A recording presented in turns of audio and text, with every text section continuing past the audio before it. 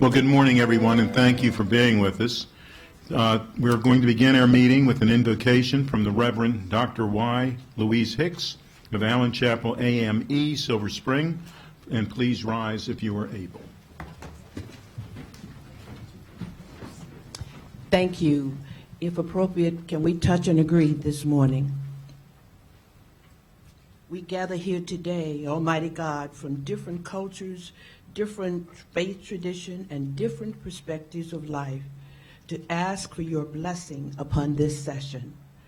Please lead and guide each member of the council through the decisions before them, giving them insight and wisdom.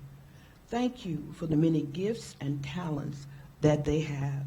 And because we are one in your sight, unify them and help them to serve in a manner to meet the needs of the people of Montgomery County, Maryland. Help them to operate with integrity, love, and compassion. Thank you for your presence and guidance. We pray in your holy name, and to those of us who are Christians, in Jesus' name, amen. Amen. Thank you very much.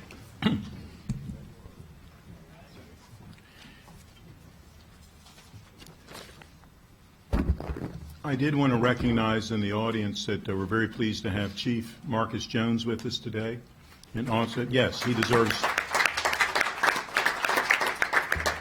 And Joseph Young, who is the representative from Councilmember Raskin's office as well. Oh, what did I say? Oh, Councilmember, yeah. One more. And it was Congressman Raskin, though. Believe me, we understand that all he's doing. And we also are very pleased to have Karen Hendricks, who is from Senator Chris Van Hollen's office.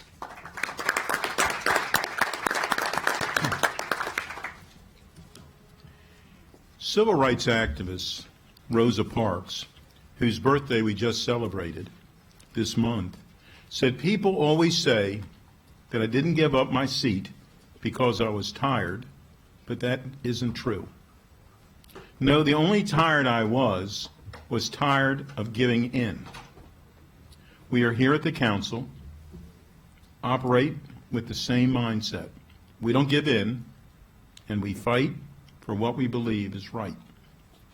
This past year at the council, we've tackled a lot of issues that we know should be a right rather than a privilege to every resident in Montgomery County.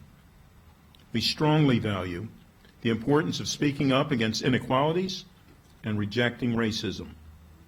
Racial equity, social justice, and closing the opportunity achievement gap are at the core of what we are striving for in our beautiful county. I always say that one of the many wonderful aspects of living in Montgomery County is our diversity.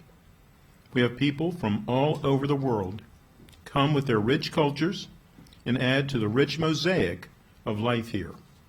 I am proud that I have lived in Montgomery County my entire life. Our annual commemoration is such a meaningful way for us to recognize and discuss the importance of preserving and honoring African American communities in our county. It is also a time to celebrate their achievements and leadership, which has contributed significantly to the growth and development of our county, our state, and our nation. For today's video segment, the council worked with community representatives to remember some of our county's historic African American communities. It is my hope that this year's commemoration will be an opportunity to learn about some of our early African American settlements, many of which retain their strong cultural identification associated with generations of families.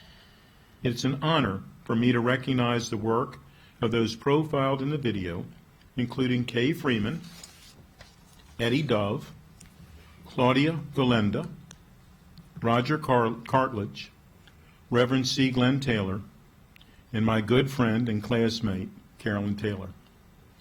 To ensure the continued success of our county, we must have difficult conversations on issues of race and inequality in order to get to the root causes of ongoing disparities in our own community. While we are making progress, there is still so much work to do. Throughout this month, the county will celebrate Black History Month with interactive exhibits, historical attractions, and family events at sites such as the Sandy Spring Museum, Woodlawn Manor Cultural Park, Button Farm Living History Center, and Oakley Cabin African American Museum and Park. I encourage everyone to take advantage of these wonderful opportunities. Now I'd like to turn it over to Councilman Rice first, then Councilmember Jawando to share their thoughts. Well, thank you very much, Mr. Council President. I really appreciate the opportunity to share a few words today, but as chair of the Education Committee, it's important for me to make sure that our children's voices are uplifted. They are truly our future, and we should be confident in knowing that we're in good hands. We have this new definition of the word woke. And it's interesting to me because the reality is that people have been woke for a long time. That is the reason why every single day we create Black history. And it's great to see that children are acknowledging and understanding that they want to be a part of that Black history and also make their own Black history. I can tell you that I was incredibly moved by the late Congressman Elijah Cummings at a program where he told some young men from the city of Baltimore who were challenged with some of their neighborhood conditions, their familial status, the amount of money that they had in their pockets. And he said to them, do not let your surroundings determine your future. But you have to choose to do that. You have to make sure that you're making a choice about what it is that you want to see in your life, in your community, in our world. And I am so happy to see a young woman, Didi Gagno, from Northwest High School, who embodies just that. And so I'd like to cede my time to the future generation, the real wokeness here in Montgomery County, in this state of Maryland, and in this great nation of ours. Ladies and gentlemen, please give it up for Didi Gagno.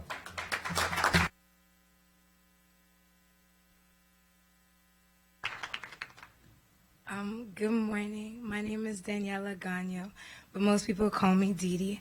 I am a 9th grader at Northwest High School, and I wanted to thank you so much for this opportunity. Today I recite my own poem titled My History. My history. My history is an economics lesson. It's cause and effects. It's politics and policies. It's an easy A. Take the class, read the syllabus, write the essay. My history has become a grade, and I am not okay with the way that they downgrade my history. They tell you what the county says. They summarize it in a few short words and put it in textbooks. They paraphrase the suffering that my people faced. One semester isn't enough to learn about chains. One semester isn't enough to learn about rape. One semester will never be enough to learn about my history. Do you know my history? That in 1787, I was only 3/5 of one person, that they had to compromise to find out what my worth is. Do you remember that? Do you remember that lesson, or did you just forget it? I mean, I don't blame you. I blame your skin. I blame your privilege. And I know that right now you're thinking, oh, how typical. A thick-lipped, broad-hipped, brown-skinned girl talking about race. You're avoiding eye contact because you're scared to look at me in the face. You're scared of what you'll see because in my melanin lies so much history. They say black don't crack. And they're right. It doesn't. It shatters. It tears. And it breaks. I was born with a gun held to my head. I was born into life, but my complexion conceived my death. As a kid, my mother told me to be careful because they watch each breath, they measure each step. In 2nd grade, you learn how to multiply by 2. And in my history, that is the only rule. You have to be 2 times smart. You have to work 2 times hard. You have to learn how to keep your mouth shut, or you'll be an article on TV just like Eric Garner. My talk wasn't the birds and the bees. My talk was how to face the police. In my 14 years of life, that is my history. Keep your mouth shut. Turn your music down. Put your hands on the dashboard and don't make a sound. Show him your registration. Show him your ID, even when you didn't do anything wrong, because I want you home safely. My history isn't just a lesson. It's not just part of some curriculum. My history is the sculpture that created me. My history is the reason a teacher asked a young black boy, what do you want to be when you're older? And he says, I want to be alive. Slavery ended years ago, but the crippling poison of racism still resides. The emancipation was just a document that a white man signed. Whether he wanted us free or to feed his pride, I don't know. But my history isn't just a lesson you can sum up in a few words. My history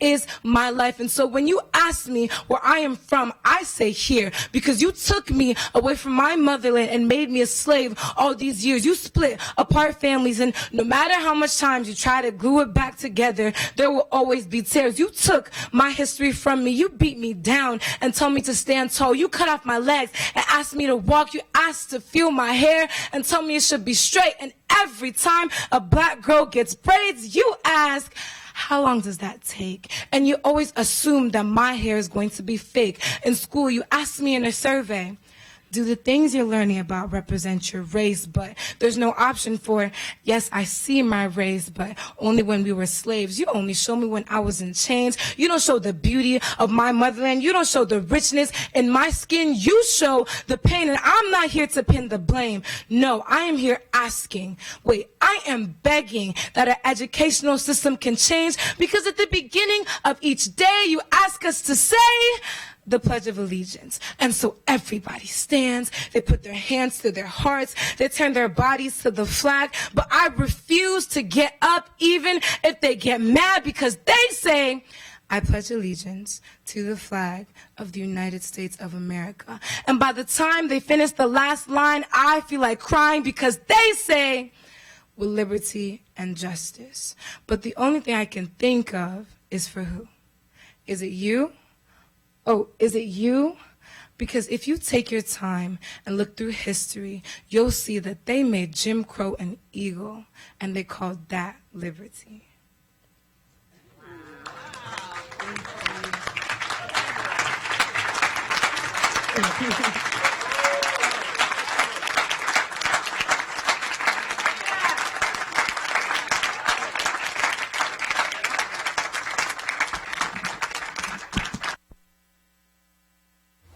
So, Mr. President, you see why our future is secure. Thank you so much. Thank you. Ms. Gagnon, thank you very much for doing that. And now, Councilman Joando, please follow that one. Please. Yeah. Wow. No, that's okay. Daniela, I'm so proud of you. As I said upstairs, Daniela participated in the AXO poetry reading last weekend. And I read a poem there as well, and I missed her, so I'm so glad I got to see it today. And I heard about it from people. We are so proud of you. I hope you take that to nationals, and with that, you can win the whole thing with that, young lady. So thank you so much. You know, I'll be brief so we can get to the day's business, but I've been thinking a lot about, since I've been on the council, you know, we did a proclamation last year, and many of you participated, commemorating 400 years of documented history of Africans coming to this country as slaves, as Daniela mentioned in her poem. But I think about that 400 years plus on this continent, and everything that we've gone through, everything that's happened to us, and everything that has happened through us. We have done so much with those cuts and tears and perseverance. The story of black people in this country is nothing short of a miracle, and all that we've contributed and continue to contribute. And I also think equally about the 400 years prior to that. and you mentioned this in your poem as well, and how for most of human history, black people on this planet were kings and queens and architects and engineers and builders and innovators, but how that is so lost for us here on this continent for so many. And I couldn't agree with that underlying message that you had in your poem, Daniela, even more, that we need to teach that. Not just this month, the shortest month of the year, not just during Black History Month, but every day, all day. Our history, your history, my history is American and world history, and we need to teach it. And so I think it was an honor for me to participate in this video that you're about to see, commemorating some of our local Black history. I had the honor of meeting with Mr. Eddie Dove and his niece Kay, whom you'll hear from. Mr. Dove is an 80-year-old Scotland community resident, the descendant of William Dove, the former slave who bought 36 acres of land in the 1880s that became Scotland. Think about that, in the 1880s, 36 acres. I mean, can you imagine what that is today? And I can tell you it's a lot. In that part of the county today, that land is very expensive. And the foresight and the courage, think about all the people who didn't like that, and what he had to do that. As Mr. Dove shared about his life growing up in Scotland, I thought about my life in the county and how similar they were. I grew up on the other side of the county in the Long Branch area of Silver Spring. Mr. Dove and the residents in Scotland, for much of his life, his early life, when he was about my age 80 years ago, were denied things like running water and paved roads. And they grew up very low income and just had what they need and had to support each other.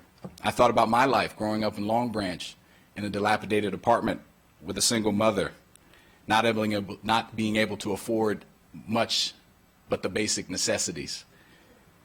So we both grew up 80 years apart in the same county with some similar circumstances at a totally different time, not necessarily benefiting from the great affluence that was then and is now in Montgomery County.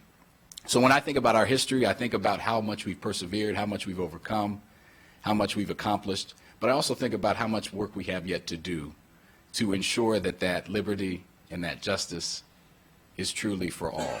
So I thank you. I'm excited to be here. I thank all my colleagues, and I'm proud that Sydney and I got through this without crying. Thank you very much. The God day bless is you. young. Okay. We're now going to see the video, please.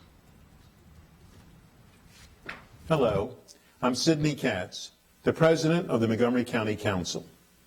Each year in February, the County Council commemorates Black History Month. One of the wonderful aspects of living in Montgomery County is their diversity. People from many cultures, countries, and communities add to the rich mosaic of life here. Our population exceeds 1 million people, and 19% of our residents identify as Black or African American. We are celebrating today by learning about some of our early African American settlements. Many of these communities retain their strong cultural identification associated with generations of families. We are here to honor their legacies and learn lessons from their struggles. Thank you for joining us.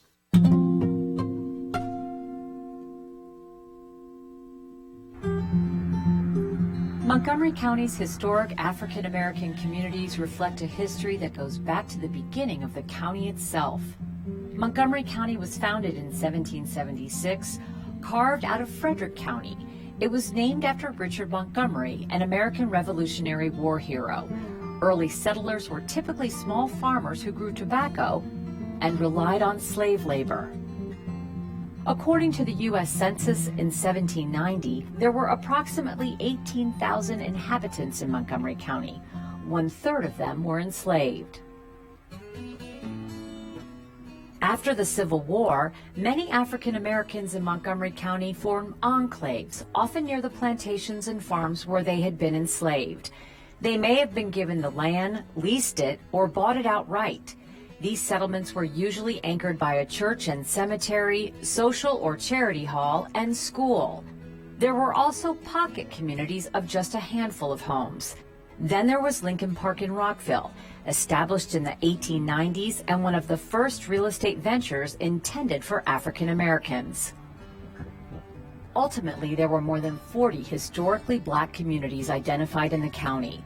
To name a few more, Big Woods, Blocktown, Brighton, Friendship, Good Hope, Jerusalem, Hyattstown, Kengar, Littonsville, Macedonia, Martinsburg, Mount Ephraim, Mount Zion, Pleasant View, Rocky Hill, Sandy Spring, Stewarttown, Sugarland, and Tobytown. Many of these areas provided a tight-knit, supportive kinship community for their members. Religion and education were priorities, yet they struggled with a lack of infrastructure and racial discrimination. Some neighborhoods have disappeared as development encroached, or members passed away or moved. Others have endured into the 21st century amidst change and rebuilding. For Black History Month, we'll focus on 3 historic areas: Scotland and Potomac, Emery Grove in Gaithersburg, and White Ground in Boyds. Mr. Dove, it's good to see you. Will Jawando, council member, and I came by to Scotland just to hear a little bit about you growing up here and what happened and what your life experience has been. I've been living around in the same community for 84 years. I grew up here and whatnot. I've never, other than going away on vacation or visiting somebody, this has been my home. One stove for the classroom, pot-belly stove, could burn coal or wood in it. And this was a classroom, and you had 7 grades, 1 through 7. And we was all in one room with one teacher. But to get your running water, you had to come out to the pump and pour it in the up top of the zinc with a big tub thing like, and you had to pour your water in there, and then when you poured your water in the top, then you had running water coming out of the zinc. That was cool. The Scotland community is located off 7 Locks Road in Potomac. In 1880, Charles Prettyman, who owned the land, sold the land to William Dove, a former slave. Other former slaves and descendants bought tracts of land totaling about 50 acres. It was a rural community formed of farmhands, domestics, and day laborers with little formal education. The AME Zion Church, which dates back to 1905, was the religious and cultural centerpiece of life there. And there was the man down the bottom in the blue shirt. He's a minister from the church. He was the minister of the church for 19 years. Children's education was limited to a 1-room elementary school built by Rosenwald and community funds. Older students attended the Rockville Colored High School, the only school available to black teenagers then. In 1955, the county schools were desegregated, but living conditions at Scotland became challenging as poorly built structures began to deteriorate. There were 35 homes, most without heat or running water. Despite paying taxes, residents had no sewer availability or garbage service. The roads were unpaved, and there was no public transportation. Meanwhile, development of higher-end suburban housing and a shopping center was going on in the area, as well as the building of Cabin John Regional Park. Some Scotland residents chose to sell their land and leave. The community was falling apart. I grew up in Montgomery County, in the low-income part of Montgomery County. What part a couple was that? years after you, but in the Langley Park, Long Branch area. Oh, there? And I knew, when I started going to school, I started to realize, hey, things aren't the same here as they are in other neighborhoods. I'm curious if you remember when you realized, hey, we don't have plumbing, we don't have running water, and you know, why are we in this area with all these folks moving in not getting what we should have? I mean, did that happen? Do you remember feeling like that? No, you just were living life. Just living. I didn't have it. A turning point came in 1964 when community volunteer Joyce Siegel got involved when it was realized that the stream that fed Scotland would be covered as development ensued. Siegel and Scotland residents Melvin Crawford, Geneva Mason, and others helped form Save Our Scotland, an organization devoted to improving living conditions there. They were joined by an integrated group of community and religious leaders. George Siegel She just hung right in there with us and everything and whatnot. She really did. A lot of people that didn't live around here didn't even know us. They came in there, white or black, and didn't make any difference, and all races and whatnot. Eventually, the Scotland Development Corporation took control of the land, and a renovation building project based on low-interest government loans helped Scotland to rebuild. Groundbreaking took place in April 1968. A townhouse enclave of 75 rental and 25 privately owned homes was created. This was the first affordable housing community in the county. A recreation center and daycare facility was also built on the property, which totaled about 10 acres. You couldn't beat it. They have indoor plumbing. You didn't have to cut and chop any more wood. Didn't have to go to the spring. There was a spring. A lot of people got their water from. It was extraordinary living here. Until the late 80s, maybe, everyone basically in this community was related. My uncle's last name is Dove. So everyone called that Dove Land.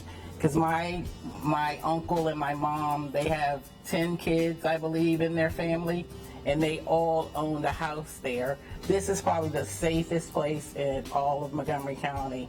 You're in an enchanted forest. Like, people don't realize, like, this world we have here doesn't exist anywhere else. In 2014, the Recreation Center at Scotland was rebuilt, named after Betty Carroll Thompson, a beloved community member. 2019 brought the completion of a $14.3 million rehabilitation of the rental units funded through state and county programs and investors. It was an honor to be here a few months ago when we cut the ribbon, and I think that was important because this community really is a testament to self-determination. People organized here before any of these mechanisms were in place. There was no public housing, so to speak, and people just organized in their community, and it paid off with where you have direct descendants living here and their children and their grandchildren. So I think part of the future is maintaining that community for those families and those residents and that legacy, but also welcoming new people. And now today you have this beautiful community where residents are living here and doing well. How do we keep spreading that story and that mission across the county as we try to make this a great place for everybody?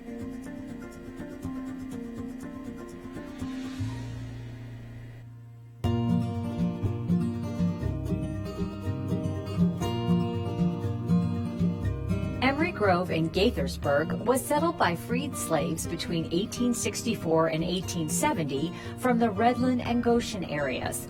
The initial land accumulation totaled about 123 acres.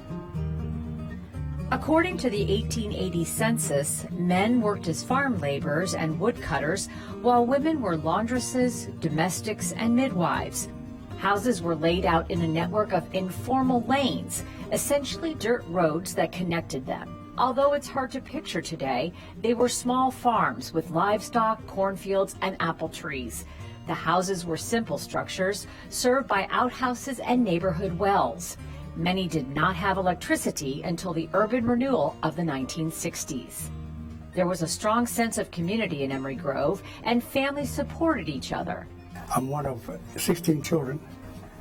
My father and mother raised in Montgomery County, and my grandmother was born a slave in Montgomery County.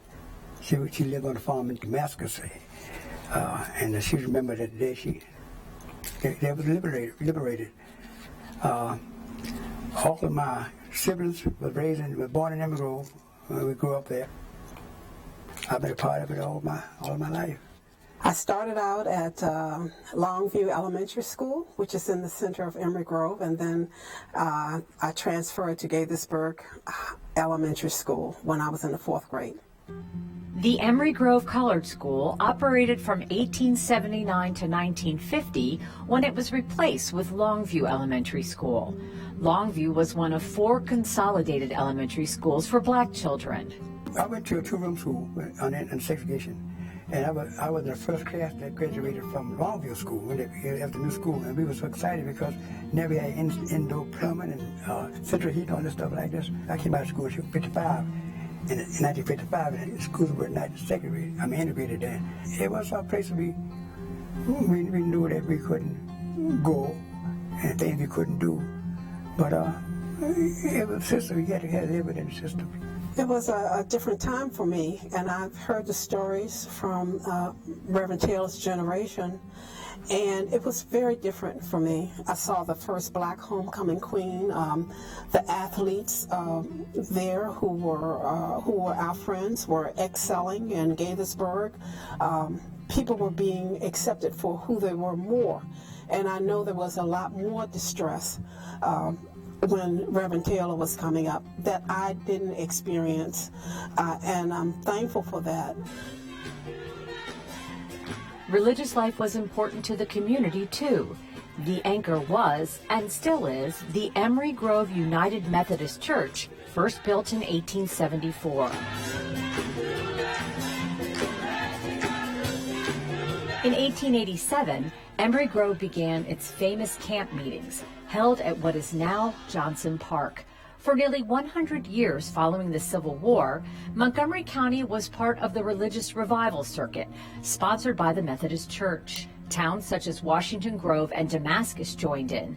But for the black community, Emery Grove was the epicenter. People came from as far away as New York and as near as Sandy Spring for this unique form of fellowship. Preaching, teaching, plenty of food, all kind of activities. And we would hear the banging, and we'd go, oh, they're getting ready for camp meeting. And all over the grounds out there, people would be putting their, we'd call them tents up. There was a structure there. There was a tabernacle where the church services were held. But most memorable to me is that services were held Sunday school in the morning, 11 o'clock service, maybe a 3 o'clock service, and then a night service. And you could hear, there was a sound system so that you could hear the sermons and the singing all over the park. The meetings included charismatic preachers, gospels, brass bands, choirs, and prayers. And don't forget the food. Country ham dinners, fried chicken, corn, potatoes, cakes, and pies, even ice cream were sold to the worshipers. Every family was assigned a table location based on its own designated tree. Johnson Park had another use as well. In 1947, Edward Johnson, an African-American businessman, purchased the property and added a baseball park for both day and night games. Local sandlot teams, as well as touring Negro leagues, played at Johnson Park. The Negro Leagues were founded during segregation, after International League Baseball banned contracts with black players. Johnson Park brought the Baltimore Elite Giants and other teams as well as prominent athletes such as Willie Mays, Satchel Paige, Junior Gilliam, and Joe Black. Every place that was big enough to play baseball, and then we go over and play baseball. That was our main activity. And we were the only park in the county who had lighting, big lights for the field where the games could take place at night. And once the county purchased the land, they removed those lights from Emery Grove. So that was quite a blow for us. In the mid-1960s, the era of camp meetings and baseball at Emery Grove came to an end. Many of the original homes nearby were replaced with low-income apartments and other types of housing. In 1984, a community recreation center was built across from the church, replacing the neighborhood market. The old school is now a new early childhood education center. Right now, the folks who used to live at Emery Grove were dispersed by urban renewal. And we still keep in contact, that base of people, we still keep in contact. Many of them, of course, being family. The church is still something that binds us together. But the focus of the church and the hope of all of us is that we can be in relationship with the community that is Emery Grove today. And all of us working together to just make it a lasting community.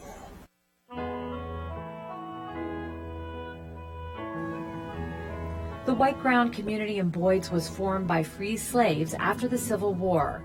One of the existing landmarks of life there is the Boyds Negro School, cared for by the Boyds Historical Society. Montgomery County Councilmember Craig Rice met up with historian Claudia Golenda to learn more about the school and the community it served. Historic site. some former students that were alive 25 years ago, they gave us an idea of what the day was like when they came to school. And it always started at the piano. The teacher generally had the students gather around and a hymn was sung. In terms of books, they didn't have first-hand books. They got what was left over from the white schools. And books were a premium. They just loved books when they could get books. Their times tables were done using slate and chalk. That was because paper was very expensive. Here you can do this and you could erase. They would end the day with a hymn and then they could go home. But when they went home, they had to work. Right. They were living on subsistence farms. Right. So they had to go take care of the chickens. Yep. They had to chop the wood. The Boyd's Historical Society acquired the school in 1980, which is located on White Ground Road. Well, the White Ground community was the center community for several was African American families that lived in the area, and there were actually 3 areas, White Ground being the center, which was where the church and school were, but there was also a Turner town as well as a block town. And it was these 3 areas of African Americans that got together and actually were responsible for building a church as well as the school. The people that lived here were very hardworking. They were subsistence farmers. Some of them actually worked back on the old farms and plantations. Some of them took the train and went and worked out in D.C. Claudia, you talked about a lot of the books and how they were hand-me-downs from other white schools. Talk a little bit about what some of those differences were between some of the black schools and the white schools in terms of what they were afforded. Well, one of the major differences were the teachers. The teachers were historically African American teachers, and their salaries were not even half of what the salaries were for the teachers in white schools. Right. Another very interesting fact was that the school year depended on how much money they collected from a tax that was levied on the African American citizens of the community. So it's kind of like an education tax, if you will. It was definitely like an education tax. And when that money ran out, school closed. They could have started in September and went only through April. So for me, it's interesting because as we continue to talk about our opportunity, equity, achievement gaps that exist in education as a whole, and we talk about understanding your history to know why it is that some of these gaps exist that have persisted throughout this time frame, you have to understand that that's where we started from, to where there was a huge inequity to begin with. And as you try and undo those inequities that were put in place from back then, right, that's still what we're fighting against today. 120 years ago. And so it's, yeah, you're completely correct. This building was built in 1895, and the outside of the building is original. The foundation is original. We had to have it fixed in certain places, but obviously that is not original. Once the school closed in 1936, the children attended the Clarksburg Negro School. In 1951, the Edward U. Taylor Elementary School was built across the street. It was a consolidated school for black children. That school existed until about in the mid-70s. After Brown versus Board of Education in 1954, that school was integrated. And the interesting thing about that school, it was integrated a little different than many of the other schools, in that white students came into an African American school. Also along White Ground Road sits an abandoned home that allows another glimpse into the past. This was known as the Hebron House. It's been like this for years. There's not been anybody living in it, but it's typical of the type of house that would have the African American community lived in. Tin roof? Tin roof, and this was turn of the 20th century. The historic St. Mark's United Methodist Church is a stone's throw from the school as well. Roger Cartledge is one of its trustees. It's a pleasure. When this first started off, Do you know about how many parishioners were here? The community it served, I know, was all African American. At one point, we were having 2 services a day because there was so many people, the church couldn't hold them all. So over time, with the growth of the area, a lot of the young people moved out, and they go to the more modern churches now. Most of the activities were done through the churches, sponsored by the churches and things. Okay. Early on, they didn't have the recreation centers and things like they have now. Families came, the young people met at church, planned what they were going to do for the week around church. Church was the social network of the community. So I know that church started back in 1893? 1893. There were a couple of other churches before this, but that's when this building was built in 1893. I think you guys have done an amazing job in preserving something that is so important to the community. And I know that when I look at some of the names that are on some of these stained glass windows from some of the different families, I know some of the people who are descendants of some of those families who are still living here in this area. And that says something. It really does. And it means that we need to continue to maintain and protect and preserve these types of legacies, because it's important for our kids and for our young people to understand, where we've come from.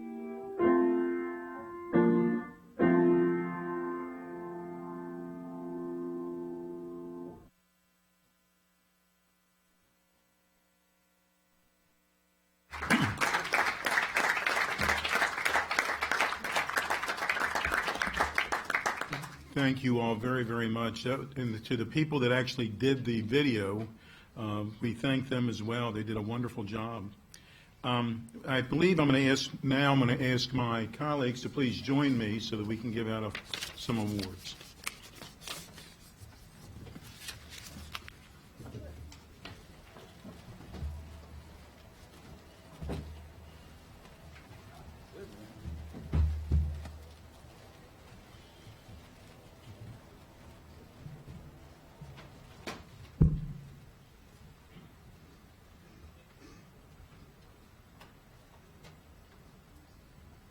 And if I could please invite Kay Freeman. Eddie Dove is not here, but he certainly will get an award as well. Carolyn Taylor, Reverend C. Glenn Taylor, Claudia Galenda, and Roger Cartledge, who is not here, but he'll certainly be receiving an award as well. And as we're doing that, I did want to mention Carolyn and my classmate, Gregory Wims, is here. So Gregory and I guess we go back to 3rd grade, so Carolyn has been putting up with us for years, Gregory. You've already gotten your awards? They've gotten them all. Well, could we have a great round of applause for each of them, please?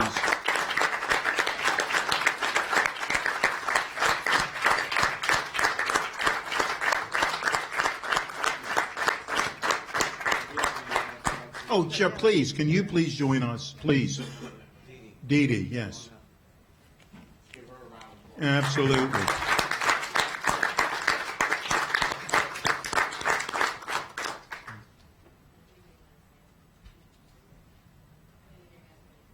Did anybody want to say a few words? Did any of the awardees want to say anything? Did you want to say something? Carolyn or Glenn? I really thank the County Council for having this event and for recognizing the importance of history. And that is my message wherever I go, is know yourself, know your history, know the struggles of your people, and the struggles of the world, actually. So I think that this is a great event, and I thank you.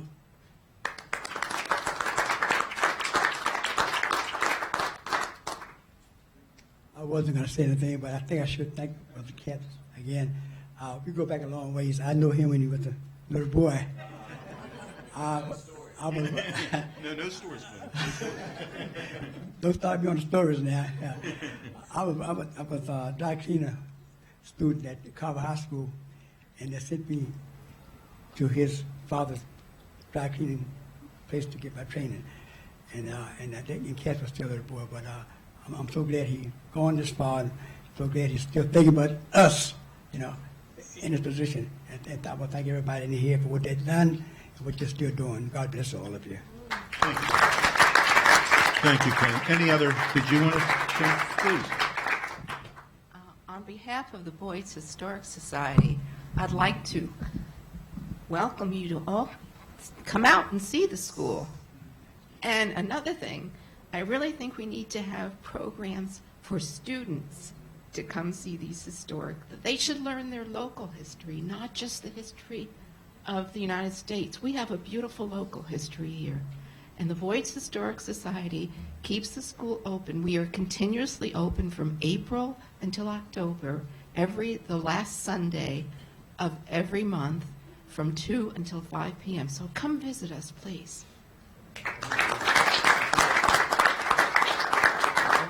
We're going to get a picture. Yeah, please.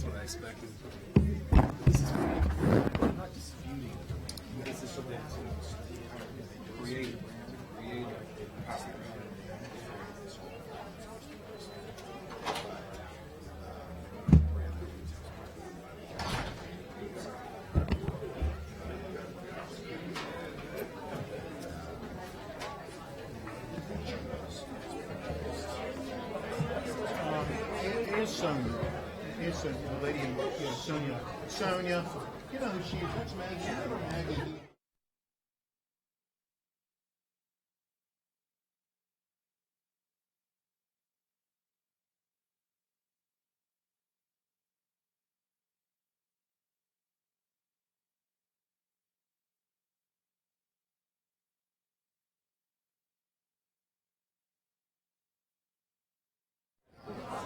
Okay. Yeah, I'm gonna pull it. Yeah. So then right.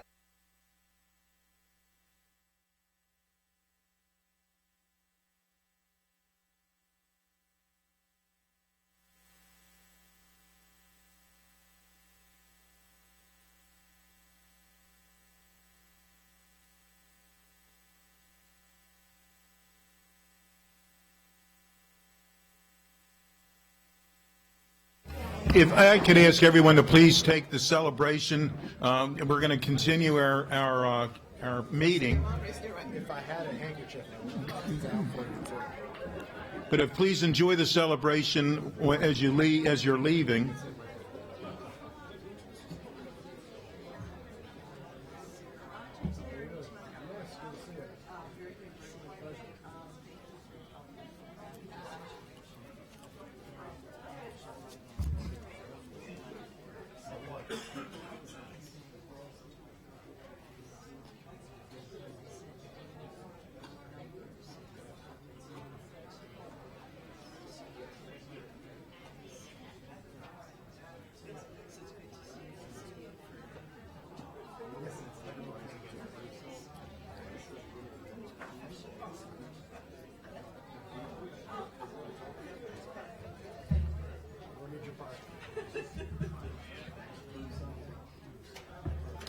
If I can ask my colleagues to please join me so that we can continue our meeting.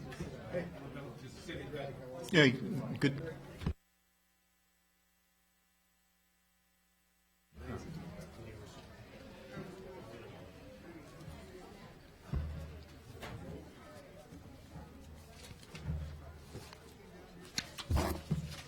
Madam Clerk, do we have any announcements or petitions? Yes, good morning. We have an addendum to the today's agenda. Under announcements, the Council is seeking applicants for the Board of Appeals. This position can only be filled by a Republican, a voter who is unaffiliated with a party, or a voter who is a member of another party officially recognized by the Board of Elections. This position cannot be filled by a Democrat. The deadline has been extended to February 26, 2020 at 5 p.m. Also, we have an addition to the consent calendar. Number 2D is an introduction, a supplemental appropriation to the county government's FY20 operating budget, Department of Police, $1,436,172 for school safety, FY20 School Resource Officer Grant. The source of funds is state aid. Action is tentatively scheduled for February 25th, 2020. And also on the consent calendar under 2E, an introduction, amendments to WSSC's FY 2025 Capital Improvements Program. The public hearing is tentatively scheduled for March 3rd, 2020. In addition, we have a district council session added at 3.5A, the zoning text amendment 20-02, accessory structures, standards, and this will be a motion to withdraw. And in addition, we have a proposed closed session to discuss the appointment, employment, assignment, promotion, discipline, demotion, compensation, removal, resignation, or performance evaluation of an appointee, employee, or official over whom it has jurisdiction pursuant to Maryland Code General Provisions, Article Section 3-305B1I. The topic is interviews for County Deputy Director position. In addition, Council President, there were no receipts of petitions for this session. Thank you very much. The minutes have been distributed for January 21st, 2020 meeting. Unless there are any corrections, they're going to be approved as received. And I see no corrections, so they are approved. Thank you very much. Next is consent calendar. We need a motion to approve our consent calendar. Who was the first? Councilmember Reamer made the motion, and Councilmember Rice seconded. Councilmember Glass, please. Thank you, Mr. President, and I want to thank my colleagues for their support of the resolution that is on the agenda. When the nation was established in 1776, our founders declared that all residents were endowed with unalienable rights, among them life, liberty, and the pursuit of happiness. But we know that the founders qualified these rights, specifically who these rights were afforded to, which was largely relegated to white men who owned land. It took 3 constitutional amendments, the 13th, 14th, and 15th, to expand these rights to former enslaved persons and their descendants. It took the 19th Amendment to expand rights to vote to Americans regardless of their gender identity. And it took the 23rd Amendment to allow residents of the District of Columbia to vote for the highest office of the land, the President of the United States. And I share this historical background because we as a nation have a track record of expanding the right to vote, expanding electoral opportunity, and expanding local rule, even if it has been at a pace slower than some of us would have liked. And so today I'm proud to introduce a resolution expressing the Montgomery County Council's support for DC statehood, which, if achieved, rather let me say, when achieved, would make the District of Columbia the 51st state of the Union to be known as Washington Douglas Commonwealth. The District of Columbia is not only the heart of the nation, but we know it's also the heart of our region. And here in the council chamber, we're a mere 10 miles from the D.C. border, where more than 700,000 people reside. These 700,000 individuals that live on the other side of Eastern and Western Avenues are our friends, our family members, our coworkers, and above all, fellow Americans. Yet, they're being denied full voting rights in Congress and full control over their $16 billion budget. This is unfair and un-American. So today is also historic in nature because for the first time since 1993, members of Congress will get to vote on this very important issue. As we discuss this resolution right now, the House Committee on Oversight and Reform is debating and voting on a bill to make D.C. the 51st state. Granting statehood is the simplest and most constitutional way to allow the district residents to become full United States of America citizens. It is simply about justice, fairness, and full representation. I look forward to the day when our neighbors in Washington, Douglas Commonwealth have all the rights afforded to other tax-paying jurisdictions. And with that, I thank my colleagues for their support of this resolution. Thank you very much. Councilmember Friedson. Thank you, Council President. I would like for item C on the consent calendar to be taken off the consent calendar. This is an item that is a relatively nominal amount of money, and I appreciate the fact that I spent some time with Director Dorfman talking through the rationale for this item and with the county attorney. This is part of a plan that the Alcohol Beverage Services has for the retail stores to change the names and the associated costs with some of those name changes. And I just don't believe that this is something that we should be spending county money on, so I'll be voting against that, but do appreciate Director Dorfman taking the time to explain to me the rationale behind this, and if it could be removed from the consent calendar, I'd appreciate it. And we will remove it, and I'm assuming that you're saying to vote on it individually. Yes, I just like to vote on that individually, and Okay. I'm planning on approving the rest of the Very good. consent calendar. Thank you. Thank you. Councilmember Navarro. Thank you, Mr. President, and thank you, Councilmember Glass, for introducing that resolution. I'm happy to be a co-sponsor and support that. Council President, I would like to pull item 2B, which is action on spending affordability guidelines for the FY21 operating budget. Traditionally, this is an item that is discussed separately and not in consent calendar, so I'd like to pull that item as well. Very good. We will move that too. Thank goodness we had some supplemental for the consent calendar. We don't have anything else left at this point. Councilmember Jawando, please. Thank you, Council President. There's nothing left to pull, so I will, other than the DC statehood, which we do not want to pull. I just wanted to speak to that briefly. I'll let everyone in on a little secret. I was actually born in Washington D.C. at GW Hospital. You can't control when your mom goes into labor, but and then quickly brought back to Silver Spring. But I have always had a kinship. I went to high school and college in the district and lived there while I was in law school in the Brookland area, and have always felt very close to the city.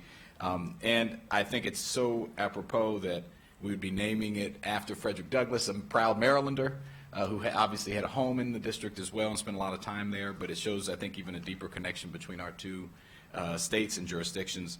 And Councilmember Glass, I want to thank you for introducing it, and I think all of us are very supportive. It's so important. This is an important week. There's regional action being taken on this, other councils, and I think we have the most momentum in a while. I was working in Congress when we thought we might get voting rights for the delegate in D.C. with the deal with Utah, and that failed. But this statehood is the proper thing to do. You know, you have 720,000+ people. D.C. as a state would be larger than Vermont and Wyoming, right below Alaska. So you're talking about representation, people that fight and die and pay taxes, that should have their rights heard and their voices heard in Congress. So glad that we're taking action as a council, and thank my colleagues for supporting it. Thank you. I actually was born at Columbia Hospital for Women in the district, and I think they did away with the hospital shortly thereafter. But anyhow, Yeah, I No, read that. actually- They decided this is it. Yeah. Actually, I gave birth at the Columbia Hospital Did you for really? Women, so it was a little while later. So Yeah, okay, that's yeah. another little secret. So Well, both my yeah. daughters were born in D.C. There you go. Thank you. Vice President Hucker. You must have gotten a big bill. Councilmember Glass, I just wanted to thank you for the DC statehood resolution. I wanted to be added as a co-sponsor as a longtime resident. Thank you. Councilmember, thank you. Councilmember Reamer. Thank you. Just wanted to be added as a co-sponsor for the DC statehood resolution. Thank you. Councilmember Rice.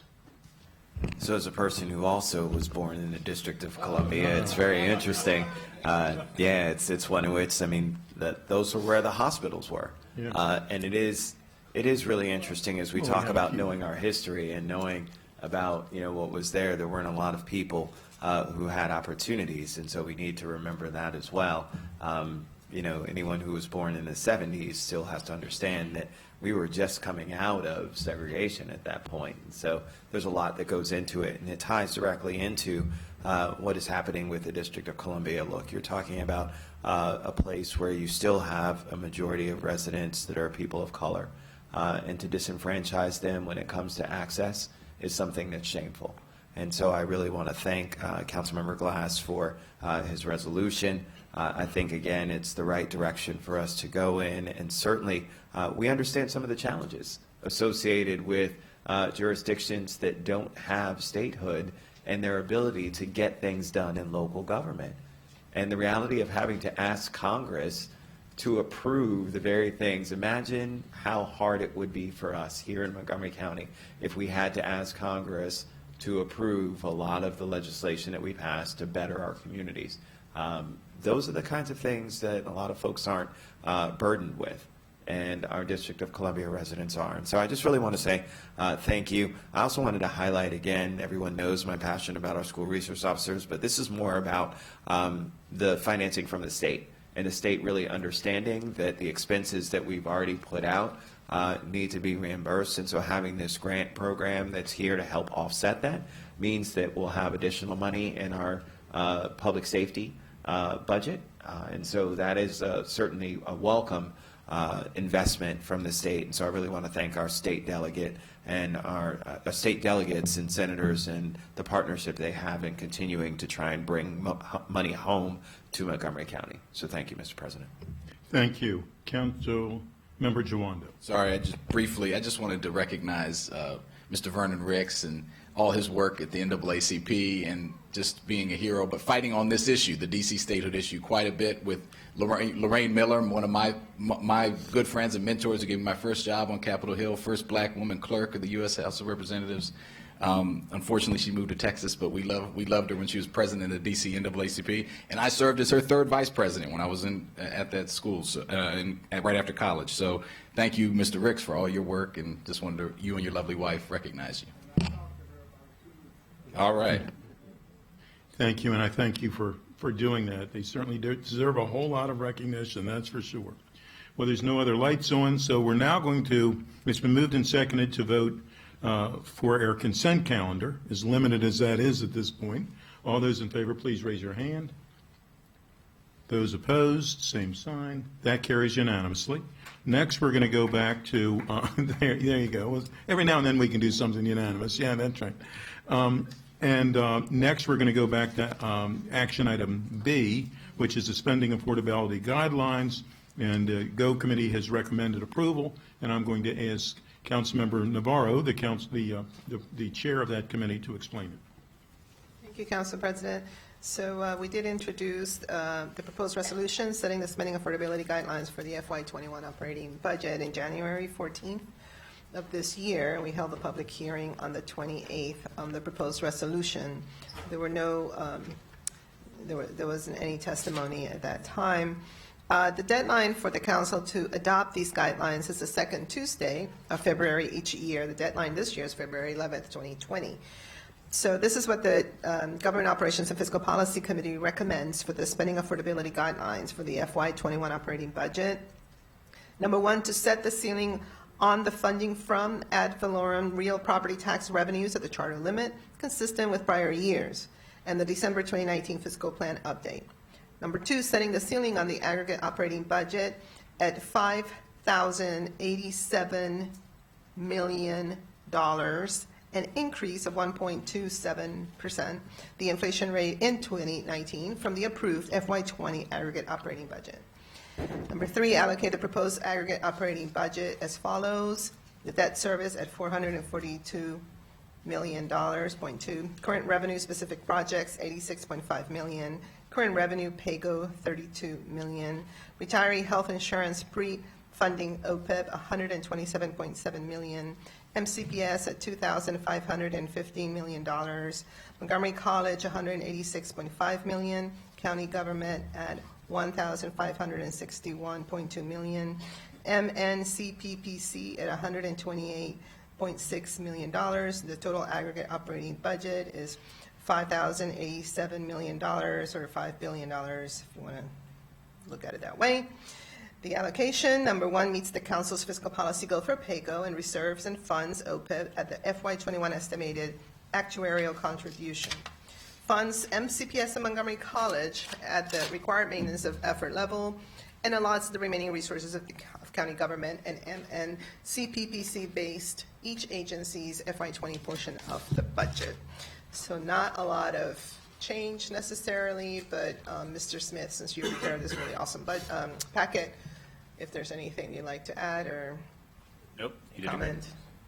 All right, so Okay. that is the proposed spending affordability guidelines for the operating budget. Very good. All those in favor, please raise your hand. Opposed, same sign. And that carries unanimously. Thank you. And next, we're going to go to item C, which is the approval of the appointment of a special counsel to Montgomery County for the for proprietary rights for the patent and trademark office to name for the county's retail liquor stores in the name of Stern, Kessler, Goldstein, and Fox. Is there, all those in favor, please raise your hand. Are we going to have a discussion on this? Excuse me? Is- Would you like to have discussion on this item? Well, that's, if you want discussion, I asked. So that's why it was pulled, so we could have a discussion on it? No? It was really just pulled. I mean, I mentioned my concern with it when I pulled it. It was really just pulled from my perspective because I intend to vote against it and wanted to vote on the balance of the consent calendar. I think Mr. Dorfman could probably give a little bit of context. I had the opportunity, or excuse me, Mr. Drummer connected me with Mr. Dorfman. I spoke with both of them, but Mr. Drummer, I think, is first in the item if colleagues wanted to have some information on it. That's okay with the council president. Okay. Please, Mr. Drummer, please. Playing the part of Mr. Dorfman, Mr. Right. Drummer. This is a request by the county attorney for authority to hire special counsel, which is required under the charter. It's specialized legal work to obtain trademark, do a search of other trademarks, and obtain a trademark for a change, a new name for the Alcohol Beverage Services Department, whatever they're called now. And it's not a big contract. I'm told it's expected to be less than $6,000. The money is coming out of the budget for the Alcohol Beverage Services company, and I can't explain why they're changing their name. I know there's people here from the administration that can do that if you want to, but this is simply to hire the outside counsel to go ahead and search and make sure the trademark is legal and defendable. So. Okay. Thank you. Any other questions of Councilmember Reamer? Thank you. I agree with Councilmember Friesen here. I think that the system needs more than a name change. And I think really we have to engage on those bigger points. So I will not be supporting this special counsel. Thank you. Councilmember Glass. Thank you, Mr. President. I have a question for Mr. Drummer. when you were talking about the need for counsel and the need for research regarding trademark, is that to get a trademark on ABS or to see if a trademark already exists for ABS? I believe it's for both. I mean, when you hire counsel to do that, they go through the patent office, patent and trademark office, to make sure you're not conflicting with other existing trademarks, and then they would file the application and prosecute it for you, assuming that it doesn't conflict. It's pretty standard to get a trademark or a patent kind of work. I mean, Sure, I understand that. So 2 points. One, the name has already been changed to ABS. So if there was a for all intents and purposes, they're moving forward with the name ABS. State legislation has already been passed allowing the name change to ABS. And you said it's pretty standard practice. So my question is, how standard is it for a government entity to receive a trademark for government services? Exactly. And I'm not quite sure that government agencies should be getting trademarks for government services. And for that, I'm going to vote against this. Okay. Thank you very much. Councilmember Jawando. Thank you, Mr. President. Were you formulating an answer to that question, Bob? well, my answer was I'm not sure. I have never tried to survey it. I have been with a government agency that filed patent applications, not trademarks. I don't really know if it's common. I assume that if you want to use the name, it probably is not that uncommon. But I see you Mr. might Klein. get a better answer Yeah, from Mr. Klein. Mr. Do you want to Klein. explain the rationale? And if you could also, while it's not a big amount of money, why do we, I'm assuming it's because our lawyers don't have, the county attorney's office, for example, doesn't have the expertise in trademark, or what's? Yeah, you would hire somebody that has that kind of expertise. It's a very specialized area of the law that it's not worth having the county attorney's office have somebody with that kind of specialty. Got it. Mr. Klein, do you want to comment on? Yes, if I might. Sure. Good morning, members of the council. I'm Andrew Klein, Chief Administrative Officer. Just wanted to clarify, the purpose of this is to secure the patent and trademark for new names for the retail stores. It's not to patent or trademark the name alcohol beverage services. As part of its 5-year business plan, ABS wants to rebrand its stores, and so needs to get trademark for the name for the stores. Those So stores, that's the stores would purpose of have this. different names. Yeah. Be more, look like market-based, Yeah, non-governmental stores. The name I was told was Cork and Barrel. So that's the kind of thing you really do need to get a trademark for. Understood.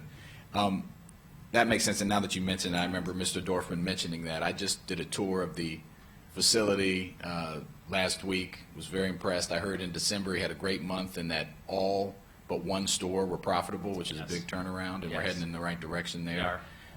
So I'm glad to hear that. I think if this is something that could help from market research further that, and they're spending their own budgetary money as part of their plan that's been approved, I think that's a reasonable expense. So thank you for the And I would just emphasize that their business plan, it's far more than name change. There's a lot more going on. No, they showed me the video, and I think we're heading in the right direction. So thank you. Sure.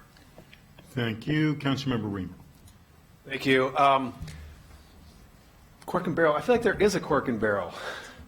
Isn't there? That's why you need the lawyer. Interesting that the county wants to name its retail stores after an existing retail store. We sent a letter, several of us signed a letter in September, I think, may have been October, raising concerns about the fact that the individual stores were running at an operating loss. Almost all of them, one or two, had an operating profit. It was quite a shock to learn that. It had been obscured for years, and in fact, you know, when you go back in time a few years when we were looking at liquor reform broadly, what we were told from the team that studied the DLC was one way to, you know, the more stores you open, the more profit you'll make. That was basically the conclusion of the PFM analysis, and they recommended that we open 25 more stores. And so it was shocking to find out a few years later that, in fact, sort of the inverse is true, that if the stores are running an operating deficit, then the more you open, the less profit you'll make. We sent the letter. We heard back from the executive branch. What we asked for was a plan to end the operating deficits, to show us how exactly you're going to create an operating profit. My view is that if really we should just get out of the retail business. I think it's time to just get out. But minimally, we should not operate them at a loss. So what I heard back, what I read in the letter that we received back was not something that showed that there was going to be any real change. So if there is actually a revision to the I'd like to see the numbers that Councilmember Juano just mentioned showing that most of the stores are profitable. I'd like to, if you could please send that over. Sure, and we'd be happy to brief council members or the council anytime and regularly as we go through this business plan and show you what we're doing, the results, what's planned. If you don't feel like you've seen a plan, there is a plan. So I want to make sure that you have that and you have that confidence and that we're accountable. And Yeah. if it's not working, it's not working. So far, it's working, and we feel good about it. Thank you. What concerned me about the response that we got was sort of like, we have a 5-year plan, which implied that we will continue to run operating deficits at the stores, operating losses at the stores until, for the foreseeable future. So I'd be interested to hear what the numbers are showing now. Yeah, and we will get you that, and our expectation is that you will see the retail side of the business be profitable before that 5-year mark. As a whole, or Yes. anyway, all right. Well, I look forward to seeing more, and I do think we need to keep the spotlight on this as we proceed into the budget conversation. I know Council President will want to do that through his committee as well. Thank you very much. And I just want to, we are going to get an update from the Public Safety Committee, which this comes under.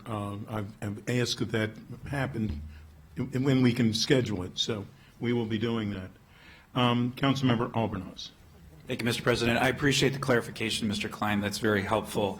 And I understand and respect that there's a philosophical difference from a number of my colleagues as to whether or not we should be in this business at all. I get that. But while we have control of this particular department, it's in everyone's best interest that it succeeds and meets its full potential, because we need this revenue to help shore up a number of challenges and issues that we have in the community. I've met with Mr. Dorfman numerous times. I've seen firsthand how he is trying to change the business practices and shifting in the right direction of this department. And so I support efforts to try and rebrand, to try and enhance marketing, to try and enhance customer service across the board. And I don't want to stand in the way, especially if it's $6,000, of us being able to take a step in that direction. So I will support this particular measure, and I respect the concerns of my colleagues, but I think it's in our own best interest that we advance the marketing and the customer service efforts of this department. Thank you. Thank you. Councilmember Rice. Thank you very much, Mr. President. So about a year ago, I held a forum on liquor control and had a great opportunity to really see Mr. Dorfman in action, working together with the community and providers to try and start making some changes and start really turning the department around. And we saw some of that. We saw some significant changes that were made. I think that this is commensurate with those changes, and so I agree with everything that Councilmember Albornoz has just said. I think that, again, for us, until we decide we're out of this business, we need to make sure that it's set up to do the best that it can. And so from that perspective, I support a lot of the changes. They've done a lot of work. They are not perfect. nor is any department within county government. We still have a lot of work to go when it comes to a lot of things that we're doing. But I think we're headed in that direction, and we've certainly made a much more positive relationship. Things are getting out on time. We're hearing less complaints from folks. We still get some, but they're less.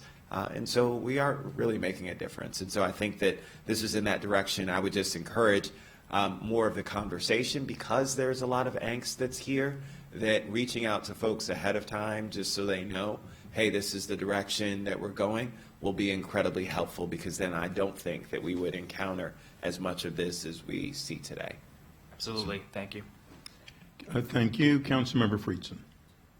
Thank you, Council President. I just want to say my views on the county and government being in the alcohol business, wholesale and retail side of it, are well documented. I tried very hard not to go too far into that, and just to raise my concern here and on the principle more so than the relatively nominal amount of money on this particular item, although it speaks to a broader one.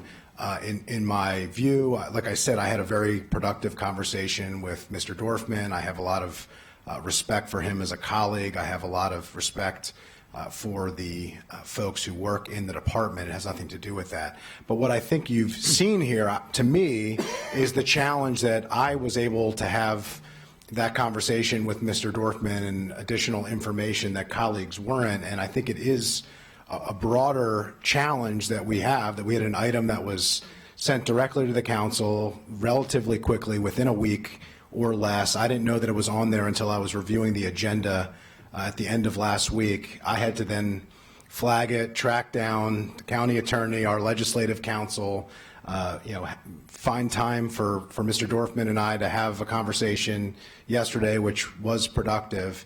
And I just think it would behoove everybody, if this is a path that the administration wants to move in, it would be helpful to communicate with us. I mean, you're asking for our approval here to move forward in a direction that you would like to go. And, for the sake of my colleagues, and I think for the sake of the government operating at the level that it should and could, it would be helpful to be more proactive with the communication so that folks were aware. It was never my intention to blindside folks with this item, and so I apologize for what has materialized here, where folks didn't feel like they had enough information.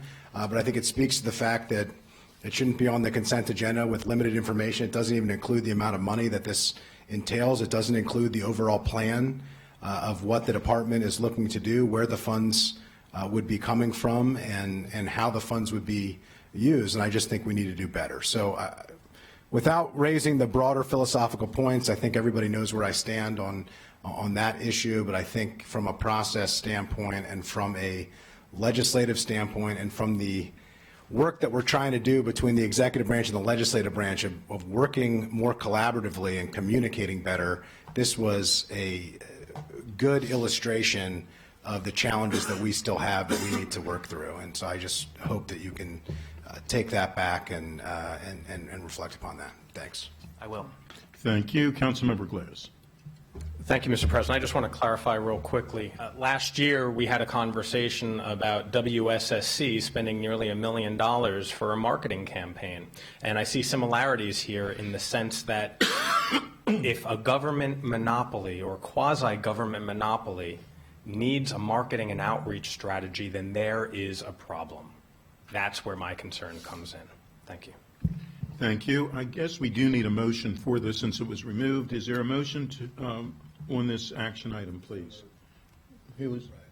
Craig, Councilmember Rice made the motion. Councilmember Jawando seconded. All those in favor of the motion, please raise your hand. So that's Councilmember Jawando, Councilmember Rice, Vice President Hucker, Councilmember Navarro, Councilmember Jawando, and Councilmember Katz. And Alvarez. I'm sorry, I looked right at you and said the wrong name. Yeah, it's been that kind of day. Thank you very much. Yeah, and thank you. For those opposed to this motion, please same sign. Councilmember Friedson and Councilmember Reamer and Councilmember Glass. Thank you very much. It passes. Next item is 3, which is the action item. Authorizing the creation of a non-merit staff positions in individual council member offices. And Who is going to lead us off on that? Is that Mr. Drummer? Sure. The voters approved the charter amendment at the last election, which authorized the council to create one or more non-merit positions in their individual offices. This resolution is one way to begin the implementation of that charter amendment. It would authorize each council member to hire people in their office, one or more people, as non-merit employees. It doesn't require them to change over. Currently, each council member's office has one non-merit chief of staff, and the other employees are either term merit employees or contract employees. Term merit employees, as you know, in the council staff, have a one-year term beginning in December generally and ending the following December each year of the council. And during that year, they have full merit rights, but at the end of the year, they need to be renewed or they can be released at the end of their term. This resolution does reserve three things for the non-merit employees. As you know, merit employees are covered by the personnel regulations and have very specific rights. Non-merit employees are not covered by the personnel regulations. This resolution would retain for any non-merit position in the council member staff the group insurance benefits provided to merit system employees. That's the health, life insurance, and dental insurance, etc. The retirement benefits provided to non-public safety merit system employees. Non-merit employees are in the retirement plans depending on what their position is. None of the council members' staff are going to be public safety employees, so they'd be have the choice, continue to have the choice of the retirement savings plan or the GRIP, the Guaranteed Retirement Income Plan, and they would receive the same leave benefits: annual leave, sick leave, holiday leave, FMLA leave, parental leave, administrative leave, military leave, personnel days provided to merit system employees.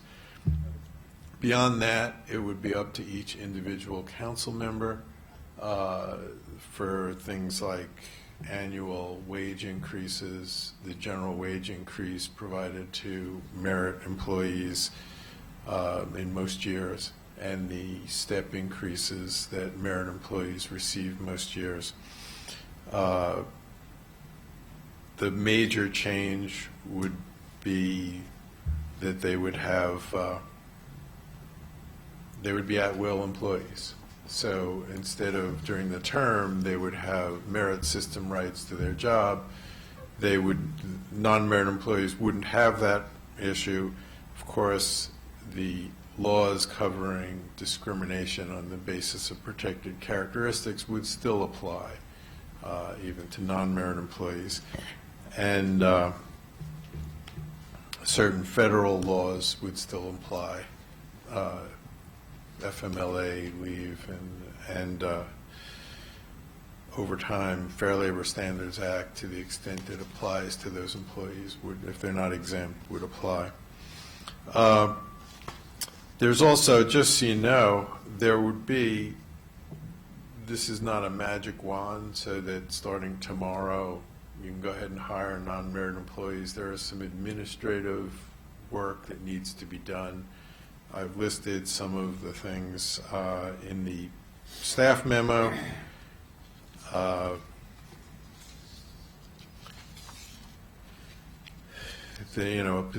Non-merit positions need to be created. I can't tell you exactly how long that's going to take. It shouldn't be that long.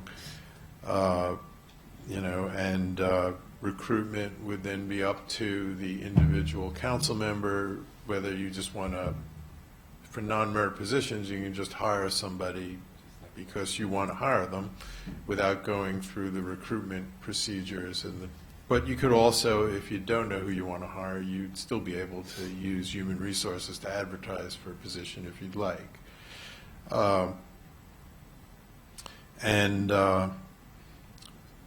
If you get applications, central staff would be available if you'd like to help review and categorize applicants to make it easier for you to figure out who you want to interview or not. And human resources would also be available if you want to use it, but you wouldn't be required to.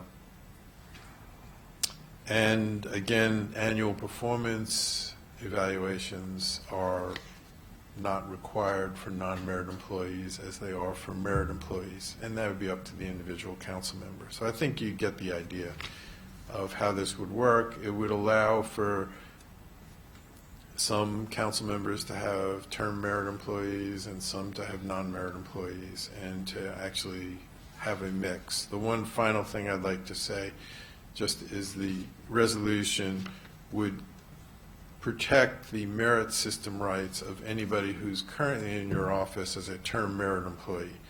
So they would work out their term, which would, I believe, runs through next December. And then if you wanted to renew them, you could hire them back either as term merit or a non-merit employee. And if there are any questions, I'll be happy to try and answer them. Thank you, and thank you for preparing really a very good packet on this. I'm going to vote against this. I believe that this is going to be an administrative nightmare in some cases. I understand why it was suggested that we do this, but to have some employees in some offices handled one way, and as you point out in your packet, and have other employees handled in a different way. You could have the same employees doing this.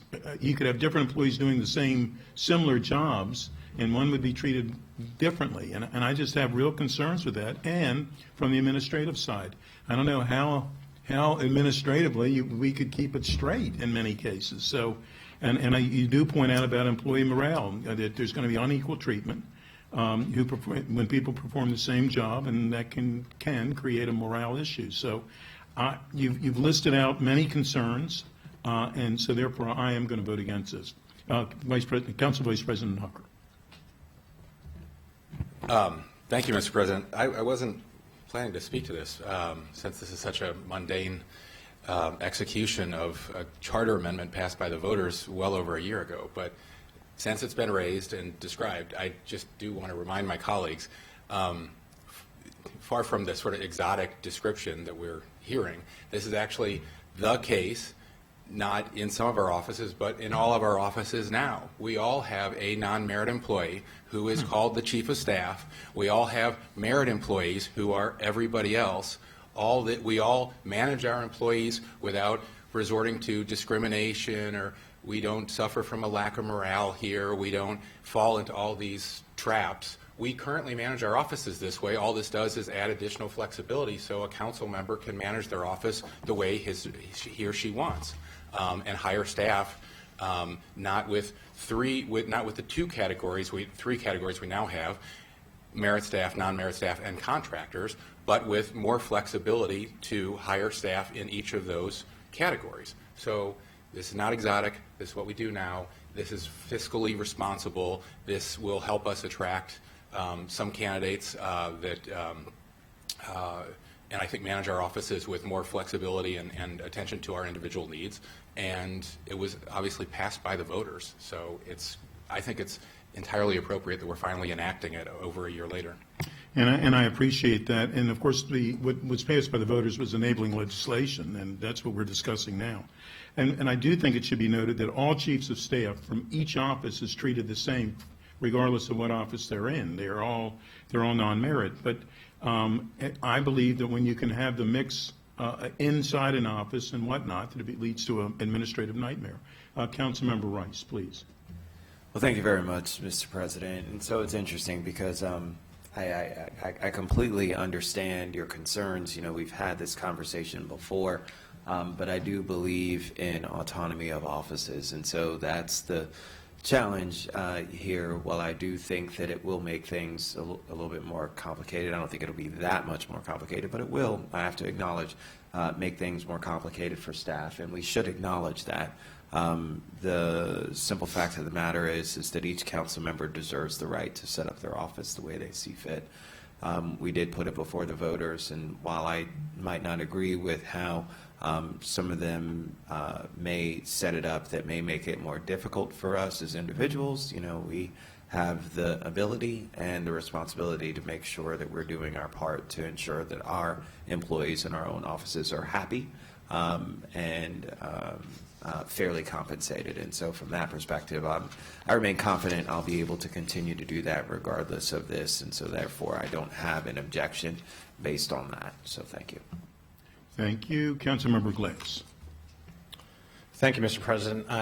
As a co-sponsor of this resolution, I think this makes us more competitive in being able to hire and maintain the best staff by having flexibility in our hiring process. But Mr. Drummer, I just have a clarifying question for you as you laid out the parameters of this and talking about merit and non-merit.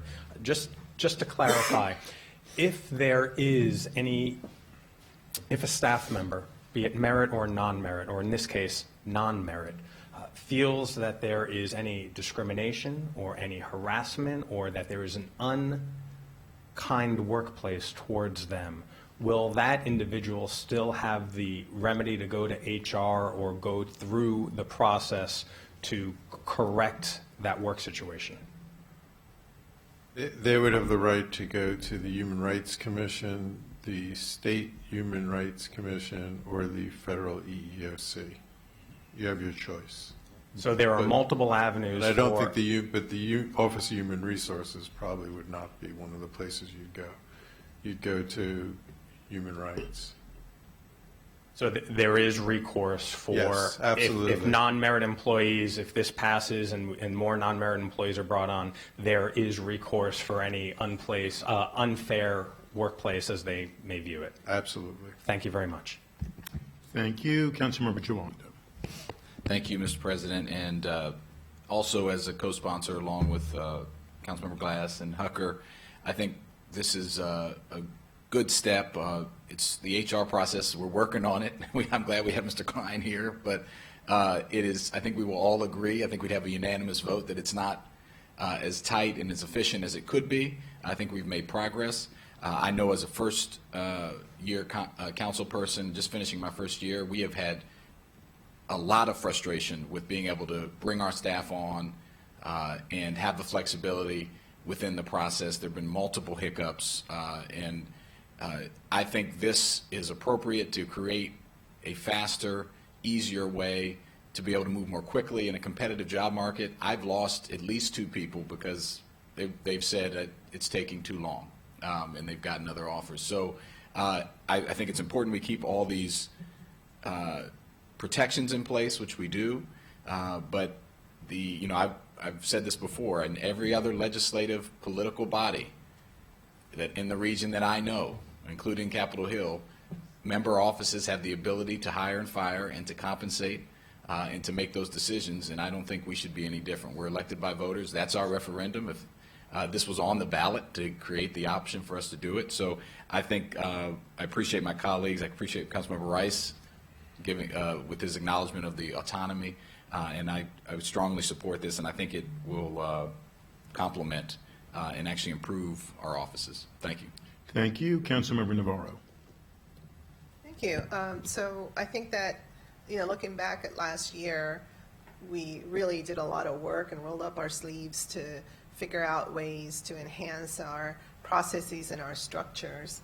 I think it's an opportune time for us to be able to do that. I mean, this is my last term, but if I reflect on, how things have gone, there is no doubt that we always have room for improvement. We've had so many discussions about how the expectations from our constituents has changed dramatically. The advent of social media, et cetera, requires a different way of serving, and so this idea of trying to figure out as a individual council member, what is the best complement of staff that can best deliver the services to our constituents, you know, it has changed quite a bit. And, you know, I think that obviously, given that this was a ballot question and that this creates that flexibility, I think that actually helps. Because I would be remiss if I didn't say, I mean, you know, you look just at our demographics out there in our county, and it's not easy to run offices with that kind of capacity. Folks that have, you know, multiple language, cultural, policy capacity, et cetera. So I think that this would be helpful, and maybe, you know, it is time to start thinking about innovative ways to best serve our public. So I will be supporting this. Thank you. Councilmember Albornoz. Thank you, Mr. President. Want to start with how impressed I am with each of your staff members in your offices. We have incredible teams that work so hard on behalf of our county residents every day. It never ceases to amaze me the massive pivots on any issue at any given moment, and the dedication and flexibility and professionalism of our staffs is second to none. So I want to start from that place, and I certainly understand and respect the concerns of our council president with regards to how this may ultimately play out. And but I do think that my experiences in bringing on board our staff initially, we had a lot of challenges, to say the least, and it set us back, and it's because we've got such a dedicated team that we were able to catch up quickly. And so I wish that we had had more of these options in place through the transition of this new council, and doing it within the midst of this particular term is not ideal. But I do think, and each of us is going to handle this differently, and I will very much respect how each of you want to facilitate and manage your offices. But where I think this will be most helpful is in those transition years, and now with the advent of term limits, there will be significant transition every 4 years now on this council. It does afford us the flexibility, and we'll each make our own decisions in how we manage our office, and I respect that as well. And so I will vote in favor of this because of that flexibility, but my office will continue to participate in the current system that we're in now. We'll see what happens if there is a second term. Thank you. Thank you. Councilmember Friedson. Thank you, Council President. I just want to echo very similar views to Councilmember Albornoz. I don't have a problem that I'm trying to solve. I am incredibly pleased and amazed by my personal staff and by all of the staff on the floor, and I think that we do and they do tremendous work, and we do it because of what they do. And I certainly couldn't do any of what I am able to do, and I think I can speak for everybody that none of us could do what we are able to do in terms of serving the public without what our individual staffs do, and without the support as well of the central staff, which, you know, is one of the best things I think that we do here. We have talent, and we keep talent for generally for a long time, and that's terrific. And I think that is serves the public in a significant way. Having said that, not only the resolution, but I do believe that public officials should have the ability to bring in their teams. And I think that public officials, elected officials particularly, are accountable to the public, and our ability to respond to the public and our ability to meet their needs. There should be some flexibility for that, and I am appreciative of concerns that colleagues have raised of wanting to have additional flexibility. And while I have no interest in pursuing changes, I think that there should be flexibility for elected officials to be able to put together the teams to serve the needs and to fulfill the priorities that they have shared with the public, and that the public every 4 years will hold them accountable to. And so for that reason, while I do recognize, as Councilmember Rice and the Council President mentioned, there will be some administrative challenges, I think the flexibility that it provides will be helpful, and ultimately, I think for that reason, I will support it. Thank you. We need a motion. It's been moved by Vice President Hucker. Is there a second? Second. It's been seconded by Councilmember Navarro. All those in favor, please raise your hand. And that is 8 people. And those opposed? Oh, Hans, I'm sorry, it is 7 people. And Councilmember Reamer's out of the room. And those opposed, and that is me. So it is 7-1. Though I have a feeling if Councilmember Reamer comes in, he will announce what his vote is going to be. The next item that we have was added, and it's 3.5. It's under District Council session, a zoning text amendment 20-02, accessory structures standards, motion to withdraw. Is there a, Mr. Zients, please. Oh, I believe Councilman Friedson wants to make a motion. Yeah, I just wanted to move to withdraw the item. It's been moved by Councilmember Friedson, second by Councilmember Jawando, that we withdraw this motion, that this motion be allowed to withdraw. All those in favor, please raise your hand.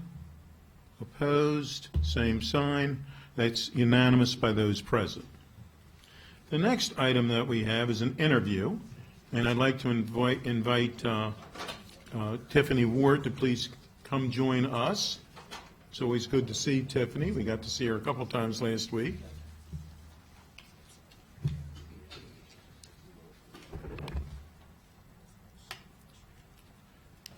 Welcome, Tiffany. This is a building that you were very used to. You worked for Councilmember, when he was Councilmember Elrich in this office, and of course have moved across the street.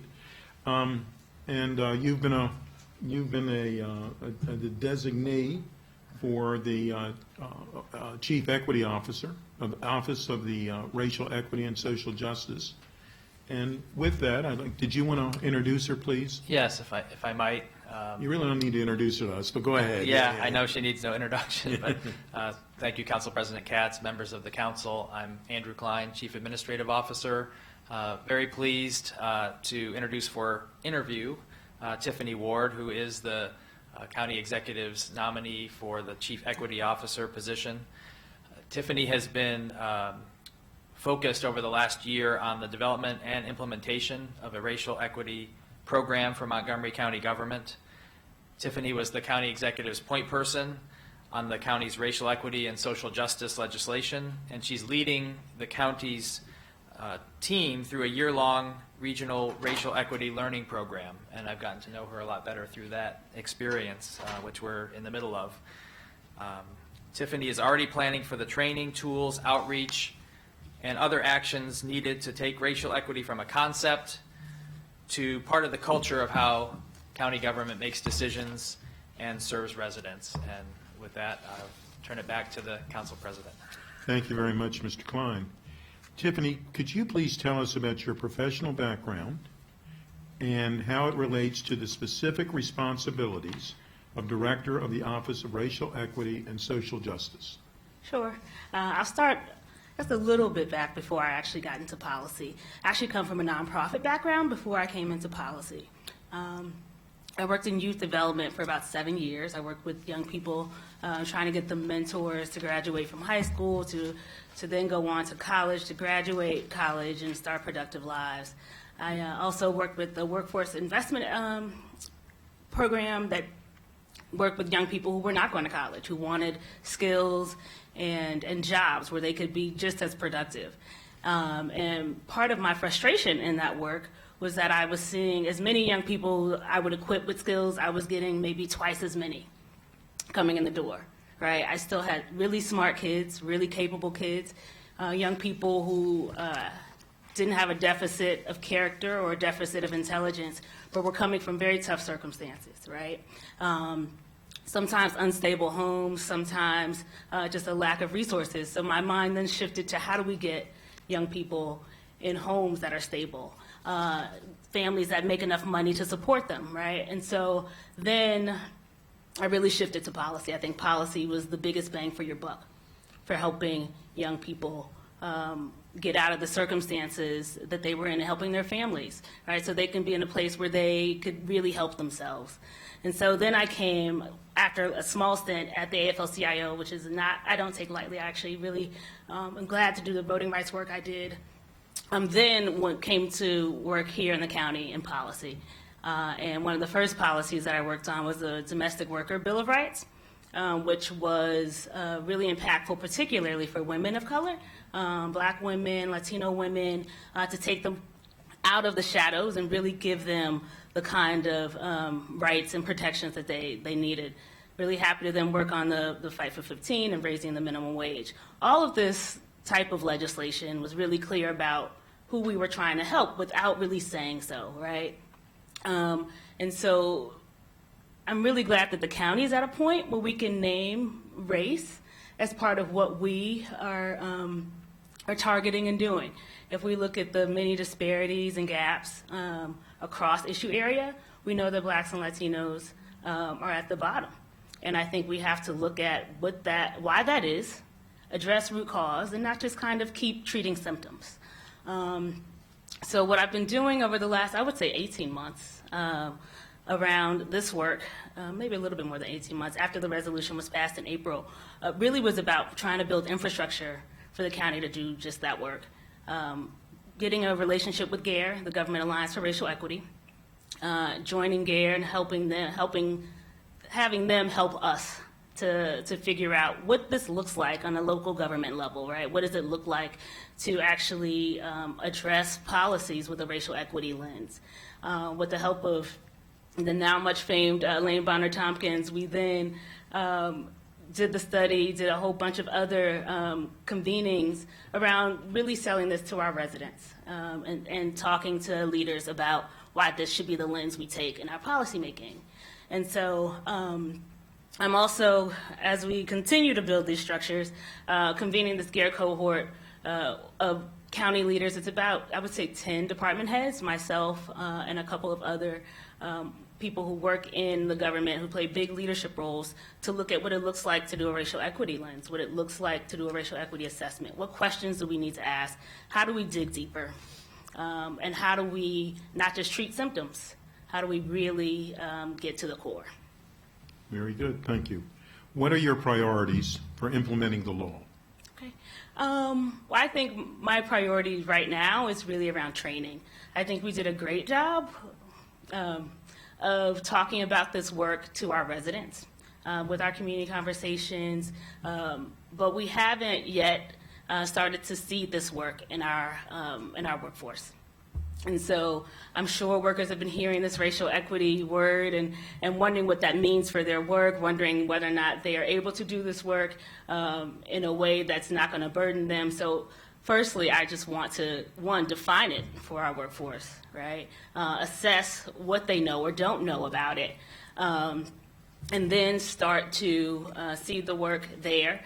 The legislation calls for every department to have a racial equity point person, so we'll start with those point people and perhaps an alternate to start our trainings. And then we will develop what we call core teams that will do much of what we started to do earlier this year around normalizing conversations around race, talking about how these conversations or these circumstances really embed themselves in our work.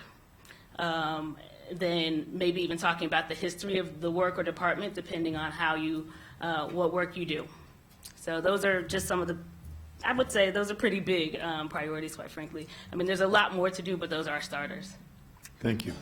What inequitable structures, policies, practices are you hoping to address to promote equity in the county? I've been thinking about this quite a bit. Just in our COG GARE cohort, we have our head of human resources as part of our team. We have also our head of procurement as part of our team. And they are right now working on pilot projects with the help of GARE and the rest of our team to determine how this lens could work for them. So a lot of what I would like to do is to have our workers and our leaders to identify where they think these structures ought to start first. They are closest to the work. They know where these gaps or disparities are. So I'd like to start there. I do have a couple of ideas around what the big tool would be. I'd love to see a county-wide community engagement equity tool. I think that everybody could benefit from that tool. So that would be one of the first places I started county-wide. Very good. How do you plan to continue the community conversations and promote cross-cultural community understanding and engagement on racial equity and social justice? Great question. I plan to continue to have those conversations by continue to be partnering with folks like Impact Silver Spring, like the Moore Network, like CASA, like Leadership Montgomery, and more, quite frankly, if they would have me. And also our Racial Equity and Social Justice Committee, which we will lean on quite a bit to continue our community engagement. So we are right now a small office, and so they were key partners at the beginning of this work, and they will continue to be key partners. We will provide as much support as we can, both with county dollars and with foundation money. We've been really lucky in the last, I guess, year or so to have partnerships with the Meyer Foundation, with Consumer Health Foundation, with Healthcare Initiative Foundation, of helping us to pay for things like trainings and things of that sort. So I would really like to see those things continue and perhaps bring some of our REI trainings and our Latino Challenges training to the community. Thank you. How will you promote understanding and acceptance of the law amongst the county's workforce? Good one. So I guess I would start firstly with our core, what we call our racial equity core teams. And then I would really want to have workers understand that this is just another tool that they can use for their success. They, more than anybody, know how frustrating it is to keep working on something, and to never have the outcomes you would like. So I want to frame the racial equity work as a tool to help you get to the outcomes that you really would like. Okay. How can you encourage county-funded agencies to apply a racial equity and social justice lens to their work? So right now we have, I guess, informal relationships. Our Department of Park and Planning is involved in this work, and Gwen Wright sits on our cohort with the COG Gear team, and she's actually very engaged and very much plugged into what we are doing and how we are doing it. MCPS was really a partner during our community conversations, and will sit on our Racial Equity and Social Justice Board. And most recently, we did some facilitation work around study circles. And actually, I'd like to take that model and perhaps put that model into the way we do some of our core team work and how we do some of our nonprofit coalition building work there. And so we've been in contact and are, in talks with John Lanceman. I think Troy Bodie is the head of their Diversity and Equity Division. Good. Do you have any conflicts of interest of which the council should be aware? No. Good. We have a few questions, Sure. My colleagues do. Councilmember Gilondo. I'm actually going to defer to Councilmember Navarro and just swap with her and let her go first, since this was her bill. Councilmember Navarro. Thank you so much. Tiffany, it really is a pleasure to have you before us for this interview. I have to say that, from the very beginning, when this was a mere concept, you've been very involved, as well as Dr. Elaine Bonner-Tompkins, who's from the very beginning really rolled up the sleeves to figure out how we could do this. And so as I worked to develop the framework, it was just really great to have your input every step of the way, along with this extraordinary team that came together to envision how to do this in a record time when you compare to what other jurisdictions have had to deal with. We were able to achieve this in a year. So I just think it's important for all of us to take a step back and really appreciate what that means for the county, for the county's history, for what we're going to be able to do moving forward. And as you said, in many ways, this is a tool, this is a framework. Now the really important work begins. And so there is no doubt that this is going to be a big undertaking. And we're all going to have to work together to make sure that you have the resources and the capacity to make this a reality, because I think that's going to be fundamental. We do not want to kind of set this expectation and then for lack of capacity kind of miss the mark. So I just want to kind of put that out there as an important thing that we all need to track and make sure, and we'll be working with you to understand what that capacity, really looks like. And so wanted to mention that, as well as couple with decision-making ability. I mean, this is a high-level position, and we need to make sure that you have the decision-making ability in order to make this a reality. So it's very exciting. And so, as you mentioned, of course, through a lot of the Racial Equity Institute trainings that we all, participated in, one of the very interesting, I think, characteristics of our county is just truly who we are, right? And so this is a county where you just have the plethora, I would say, the mosaic of what this country and the world truly looks like. There was a data point that I found really interesting, that the county's foreign-born population is 32.3%, and that is higher than the national average, which is only 13.7%.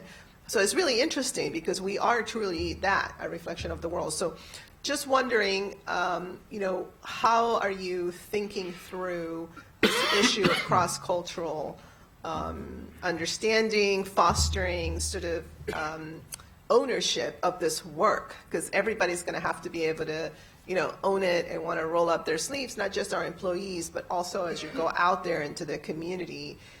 How do you envision that work? And also in terms of capacity and resources, what have you thought about in terms of gaps that exist right now? Well, just, I guess, earlier this week, I had a conversation with Diane Vu and the Community Engagement Cluster around Welcoming America and how to actually put a racial equity framework into that work, and how we are going to do maybe language access work together, how we're going to try to do coalition building together in a way that puts the racial equity work kind of dead and center for our immigrant community. It's been tangential, I think, for a while, but how to basically start with, I guess, the history of the country and then work up to where we are and how we got here as a county and as a country. So working hopefully with other departments to gain both capacity and the strength of their understanding and the work that they've already done in some of those communities to help guide where we should insert and can be most helpful and helpful, I guess. No, and I think that looking at the model of the study circles is going to be a real plus. Tweaking it somewhat, I think, will be really important. It brings to mind that this is going to have really impactful ramifications, even in things like, as we learn more and more about our different communities, the resources that we utilize, the books that we choose, who tells the story, what is the narrative? We're in the middle of that national conversation about American Dirt, for example, and all of these things are going to come into play as this office serves as a way, as a conduit, as a mechanism to inform all of us so that we all can be educated, but educated in a way that is responsible and educated in a way that really fosters this understanding so we can make this county the best that it can be. I'm very excited. I think that, I did hear some feedback and some people were saying, well, I thought that you guys were going to consider somebody who has experience doing this somewhere else, et cetera. And my reaction is, you've been there in the trenches doing this work, and this is an opportunity for you to then grow this into a Montgomery County, tailored Montgomery County specific, amazing approach. And so I'm happy to be able to, support this nomination. Thank you very much. Councilmember Jawando, we're going to try it again for you. Thank you, Mr. President, and to former council president and my colleague and friend, Councilmember Navarro, who spent a lot of time and effort on this bill. This is a really great day to be sitting here interviewing the nominee, and it's even better because it's my friend and former colleague, Tiffany Ward, who knows this county and knows the issues and has rolled up her sleeves for the last better part of 2 years and plus, but specifically on this work. So I know you're prepared to do the job, and really look forward to working with you. And I want to say on Councilmember Navarro's last point, you're clearly deeply passionate, you're knowledgeable, but the thing that I think impresses me the most, and I know you'll be successful, is that you're a continual learner. And you don't come to this work saying, I know everything and I have every answer, right? Because this is cutting edge. This is, in the country, people are trying to figure this out. This is 500 plus years in the making, and no one has the script exactly right. But you're humble enough to know, and I know this from meeting with you recently, but also just knowing you over years, that you will work with us, you'll work with your colleagues, you'll work with other experts in the field to really get this right, which I think is critically important. You don't bring a lot of baggage with you as far as I have the highway or the right way, my way or the highway, rather. I do have just a couple questions. I want to emphasize, and I'm glad Mr. Klein is here as well. I think I've seen these positions where you have an interagency work group created, and you have a chief officer, whether it be, in this case it's equity officer, and there is always the danger that that person is isolated and seen as another hoop that other departments have to jump through.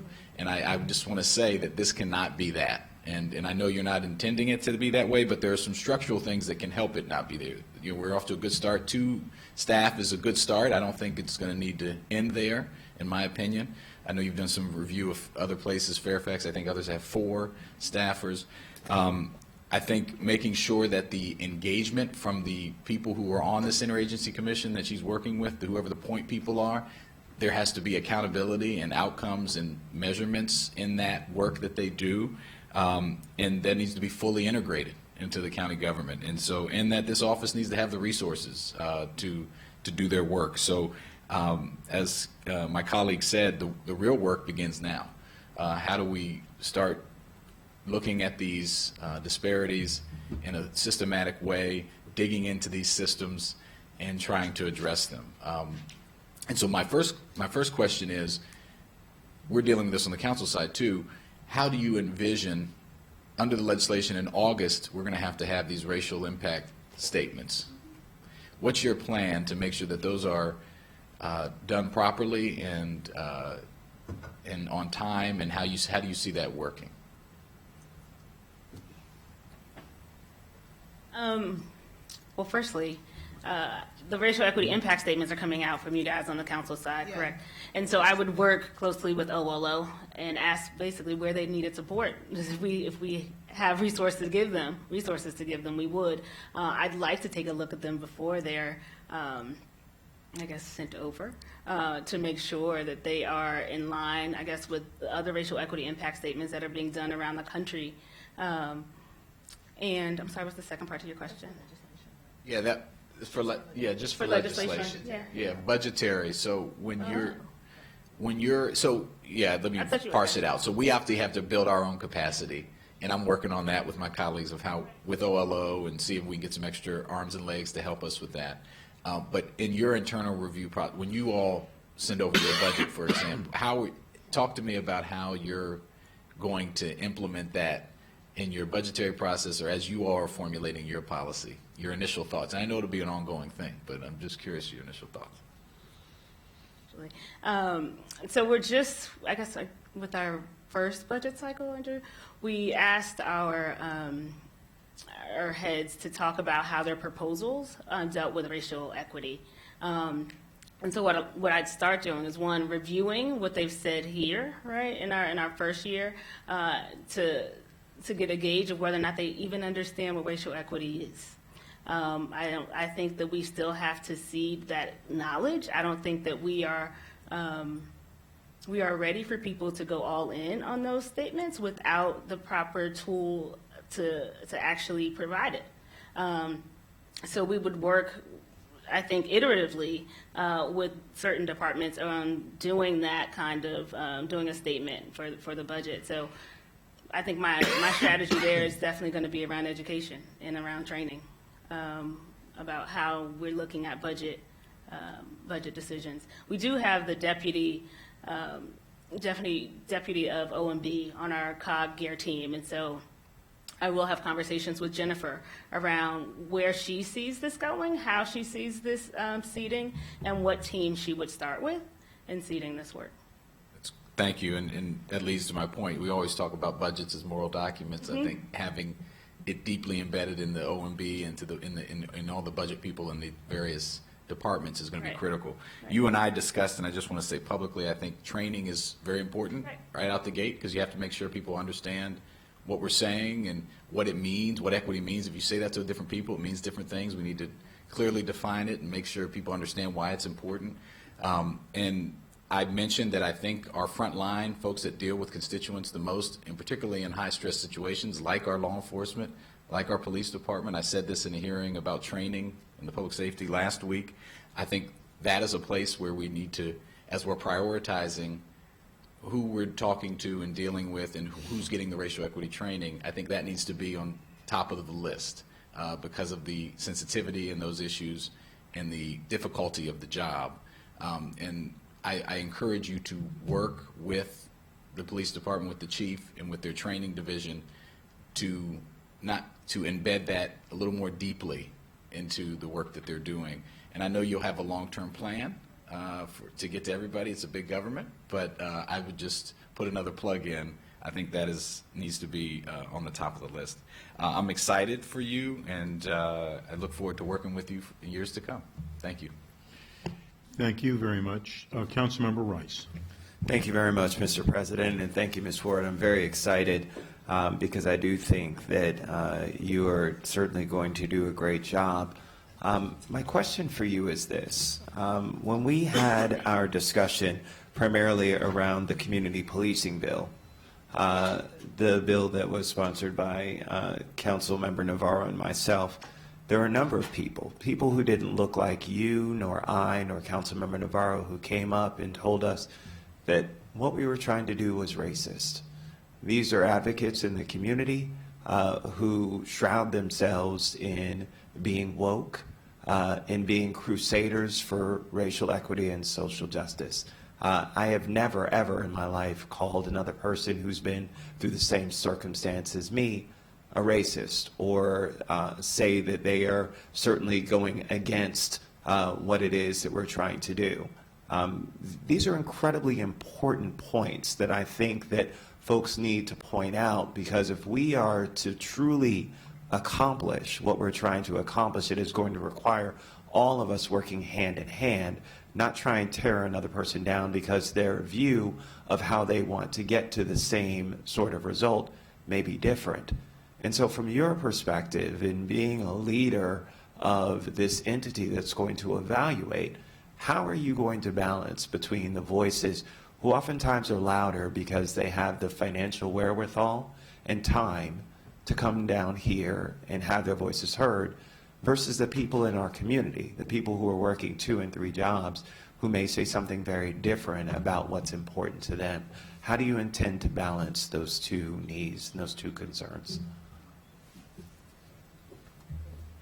So I'll start just with my my idea around the community engagement racial equity tool.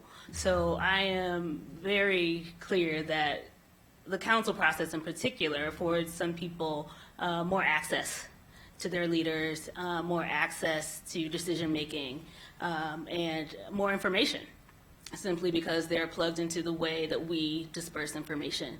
So some of the newest, I guess, strategies around getting people who are not comfortable in those spaces, don't have the time to get into those spaces, would include going out to those communities, right? Having those issues brought to them and then gathering their feedback and bringing it back. Or, and I've said this before, I think it'd be great if we actually had a video that we could actually put into the record where people can say what they feel about a bill or about a ZTA or about a resolution in their own language, and then we can bring that back and actually have that as official record, right? So I think we have to use different tactics, different technologies, and maybe even a different mindset about how we do business here. And it may be, some of it may be easy. It could be as easy as Facebook Live, right? But it could be more I would say, a bigger lift when you were saying going out and maybe having video and things of that sort.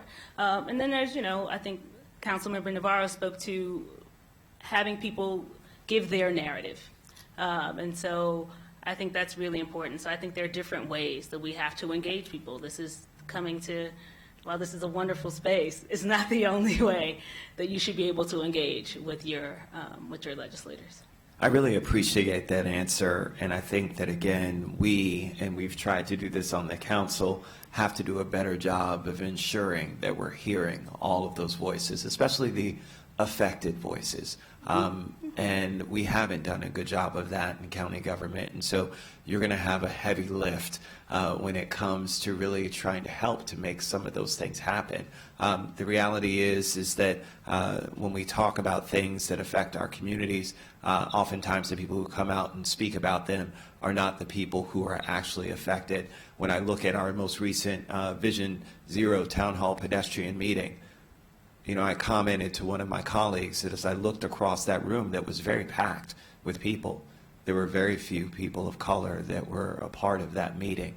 And folks were talking about all the things that are happening in our communities, especially our communities of color, but in reality, very little voices of the people who are actually the ones who we need to be hearing from.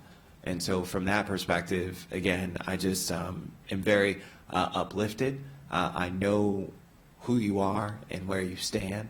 I'm excited about the opportunities that are going to be represented. I would also encourage that from just a geographic perspective, that we make sure that that's reflected as well. We oftentimes hear a lot of voices from the down county. A lot of our meetings and everything are held in those areas, and we need to make sure that we're also doing our part when it comes to ensuring that in some of the far reaches, whether it's in our eastern part of the county or northern parts of the county where we have a tremendous amount of diversity, that we're hearing from those folks because their voices and their opinions matter.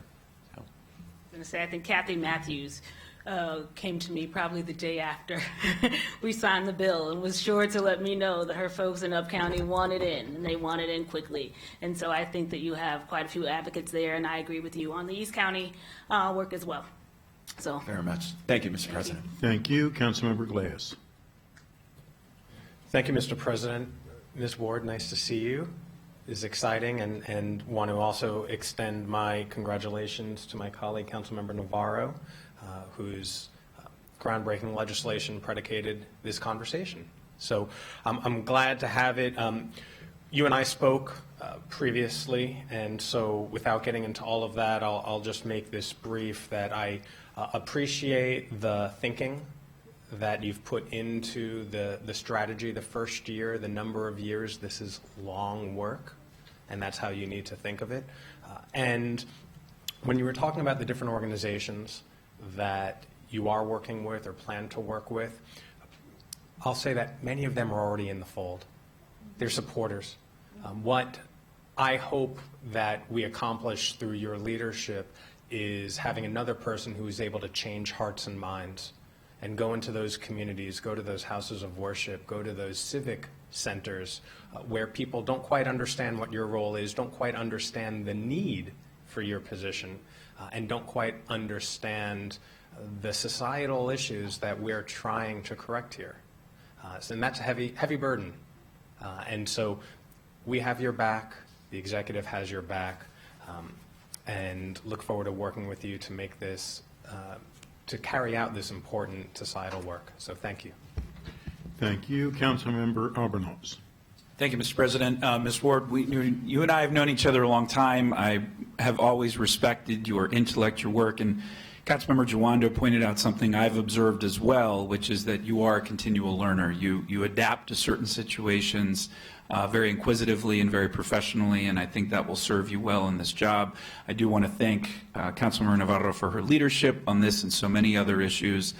I guess you are going to be well positioned from already the start because you're already familiar with our county and you're already familiar with our government, both on the legislative and executive side, which will certainly have an added benefit. You'll want to establish strong relationships with our sister county agencies in Park and Planning and Montgomery College, which I'm sure you already have, but for this to be a truly holistic approach, it will be important to cross different government sectors, because many of the issues that you're going to face won't necessarily be specific to the executive branch and may cross over into other government areas. So, and relationships will be important. And so I just have two questions. The first is, beyond the specific reporting requirements of providing a report to the council, of formally engaging us through committee sessions, how will you work to maintain relationships with this body? Because as you know, you're not going to be able to do this by yourself, and the relationship to this body will be very important to ensure the success of this office. But what sorts of things do you envision doing to help maintain that relationship? I think that relationship building is my strong suit. I'll just start with that. I think that that's a pretty strong suit for me. I think that I am pretty comfortable calling or coming by to speak with you all about where we are on a particular issue, whether or not I need support from you on a particular issue. I'm very happy to also do briefings individually or in small groups around where you all think the work is. I think I'm very accessible and have a grasp kind of the history of some of the issues in the county and of groups and of the interplay. So, and if I'm honest, going to depend on you in many ways to support me in doing this work with your, I guess, perspectives and vantage points about how to best enter maybe certain agencies or communities. So I plan on using you as a resource. I don't see it as a burdensome setup. This is right now a one-woman shop, and so I'd be crazy to think that I could do this work by myself. So I intend on keeping those lines of communication way open. Great. Sure that was going to be the response, but good to hear. And I guess my second question is, to that point, we're a huge county government. This is a big job, and I know you are uniquely qualified to do that job, but you're going to need support from the executive branch.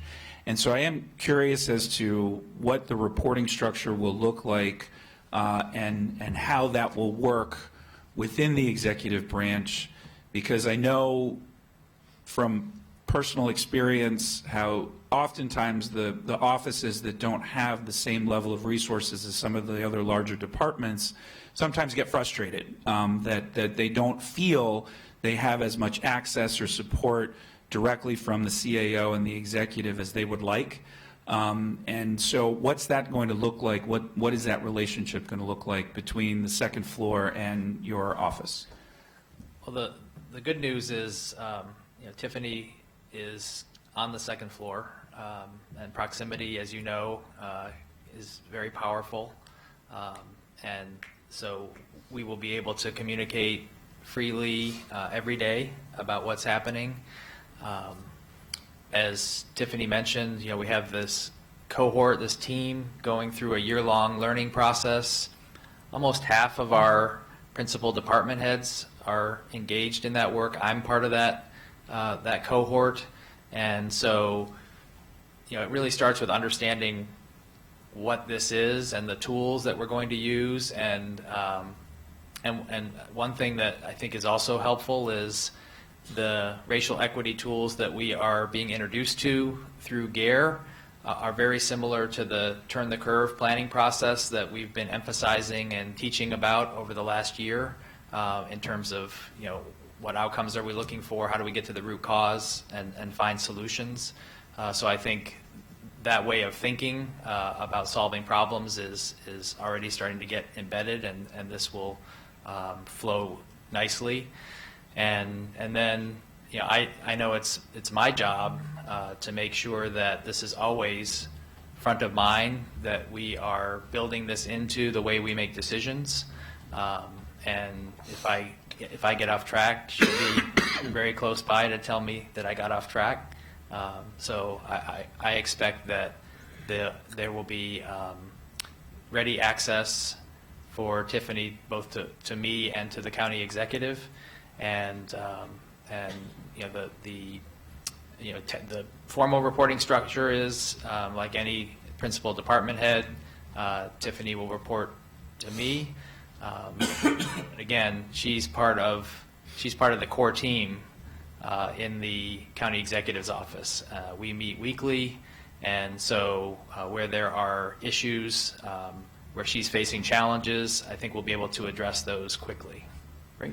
All right. Well, thank you very much for those responses, and I really look forward to working with you in this new capacity, Ms. Ward. Thank you. Councilmember Friedson. Thank you, Council President. Thank you to colleagues for all of the terrific questions and comments made thus far. I share in the excitement about this appointment. I also am humbled just to be able to be a small part of this work and to be here as we undertake this initiative and this framework for the way that we do business at the county, on the council and in county government.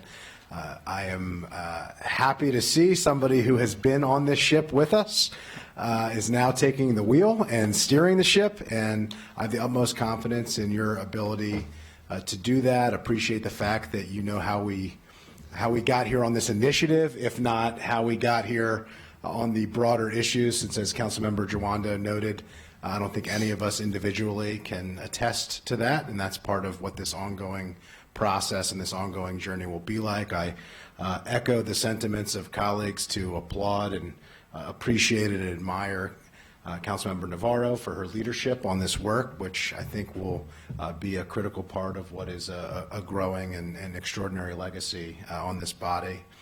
And I really appreciate the opportunity that you and I had to sit down and talk about your plans. I won't go into too much detail in the interest of time, but I and you shared concerns about patience and about the expectations that have been set in the community. I think the best thing that we've done is the biggest challenge, perhaps, that Councilmember Navarro wanted to include the community as much as possible in this. The county executive and this council shared in that commitment, but that has set such anticipation and such interest in this work that we're doing, and you can't, as we said in our meeting, you can't address and tackle hundreds of years of challenges in 100 days. And I think we all need to appreciate that, understand that this is going to be about progress. This is going to be about setting realistic expectations for you and for the county and for the county government on our ability to tackle these in a systematic and methodical way. I know you're committed to that. I know Councilmember Navarro is committed to that. I know the county executive is committed to that. And I just wanted to say it clearly here that I think the watchword is commitment, but it's also patience, because we need to be committed to the work that we're doing and serious in tackling it with the challenges that we face, but also patient in understanding that this is going to be an ongoing process, and it's going to take a very long time because, like I said before, hundreds of years of challenges aren't addressed and undone in 100 days. So thank you for your commitment to that and the realistic approach that you are tackling this issue, which I think speaks to somebody who has been part of this process from the outset. Thank you. Council Vice President Hucker. You let her off the hook. We have such a talented nominee. I thought we were going to have perfect equity by next year. Yeah. Congrats, Nancy, on getting us to this day, and congrats, Tiffany, on your nomination. I'm guessing you're going to get overwhelmingly confirmed here, but it's so appropriate we're doing this today after the Black History Month presentation. I always think of the Faulkner quote about the past isn't dead and buried, the past isn't even past. And Senator Obama used that in his speech in 2008, the More Perfect Union speech, where he called on all of us to fight for addressing racial inequalities. And so now we're giving you the flag. You need to lead us up the hill. We're expecting I think we're all committed to the progress, and we're confident in your ability to get the operations right and to learn all the lessons. We're not an island, so I hope I'd like to see MCPS and the state of Maryland adopt the same policy. And if you lead on that and learn the right lessons, that's going to make their path a lot easier. And I, just because I'm close to last and I have to run, I wanted to tell, in this vein, my colleagues, I apologize I can't be here for the afternoon session because I have to testify on a racial equity issue, getting lead out of our drinking water. We led on that. Last year, we passed legislation setting a new health protective standard. MCPS has now taken 500 plus fixtures out of service that had high lead levels, and parks and recreation and libraries have all done the same thing. And now that's a model for a state bill. And Delegate Solomon wants me to come, not because I think I can persuade the committee to do anything differently, but because I'm assuring them that we did it with less money and less time than was predicted. And I think that's going to be a good lesson for the state. So those are the kind of lessons that if we can put them in place in Montgomery County, others can benefit from. So congratulations again. Thank you, and let me say publicly thank you for the bill, and thank you for testifying for us. You're doing the county's work in Annapolis later today. Councilmember Navarro. Yeah, so just one last thing is, I think there was a theme about, capacity and resources and also decision-making ability and where you are going to be positioned, which is so important. I just wanted to emphasize that the capacity piece, so important to look within, but also obviously identify the gap in terms of what the additional resources. You mentioned the Office of Community Partnerships. I think our regional services centers, all of that should be aligned very closely with your work because they can provide a lot of assistance in many of the goals that you're trying to achieve. But it will take a little bit of a different thinking in terms of the role, right? So it's not just in terms of festivals or in terms of, really need to roll up our sleeves together. And there's a lot of extraordinary expertise in those particular structures. So I wanted to mention that. I also wanted to say that I think here on the County Council, we need to do another fresh look at our communications office. And I would venture to say, and it's something that I want to do through our GO deliberations, that we need to also task that office and perhaps add some capacity so that they can also do outreach. And they can also be partners, almost like a mini community partnership piece, because at the end of the day, the onus is also on us when we have these public hearings and these forums and things like that to ensure that the County Council has the capacity to do the appropriate outreach and information dissemination necessary, not in a passive way only, but in a very active way. So I'll be working with my colleagues to see whether we can, in that way, have this mutual, I would say, complement of how do we do the proper outreach in our communities.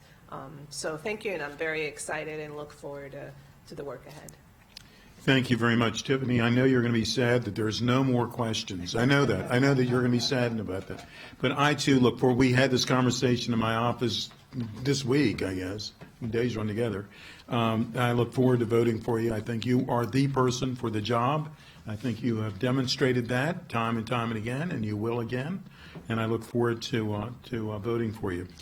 With that, the vote on your appointment will be on February 25th, 2 weeks.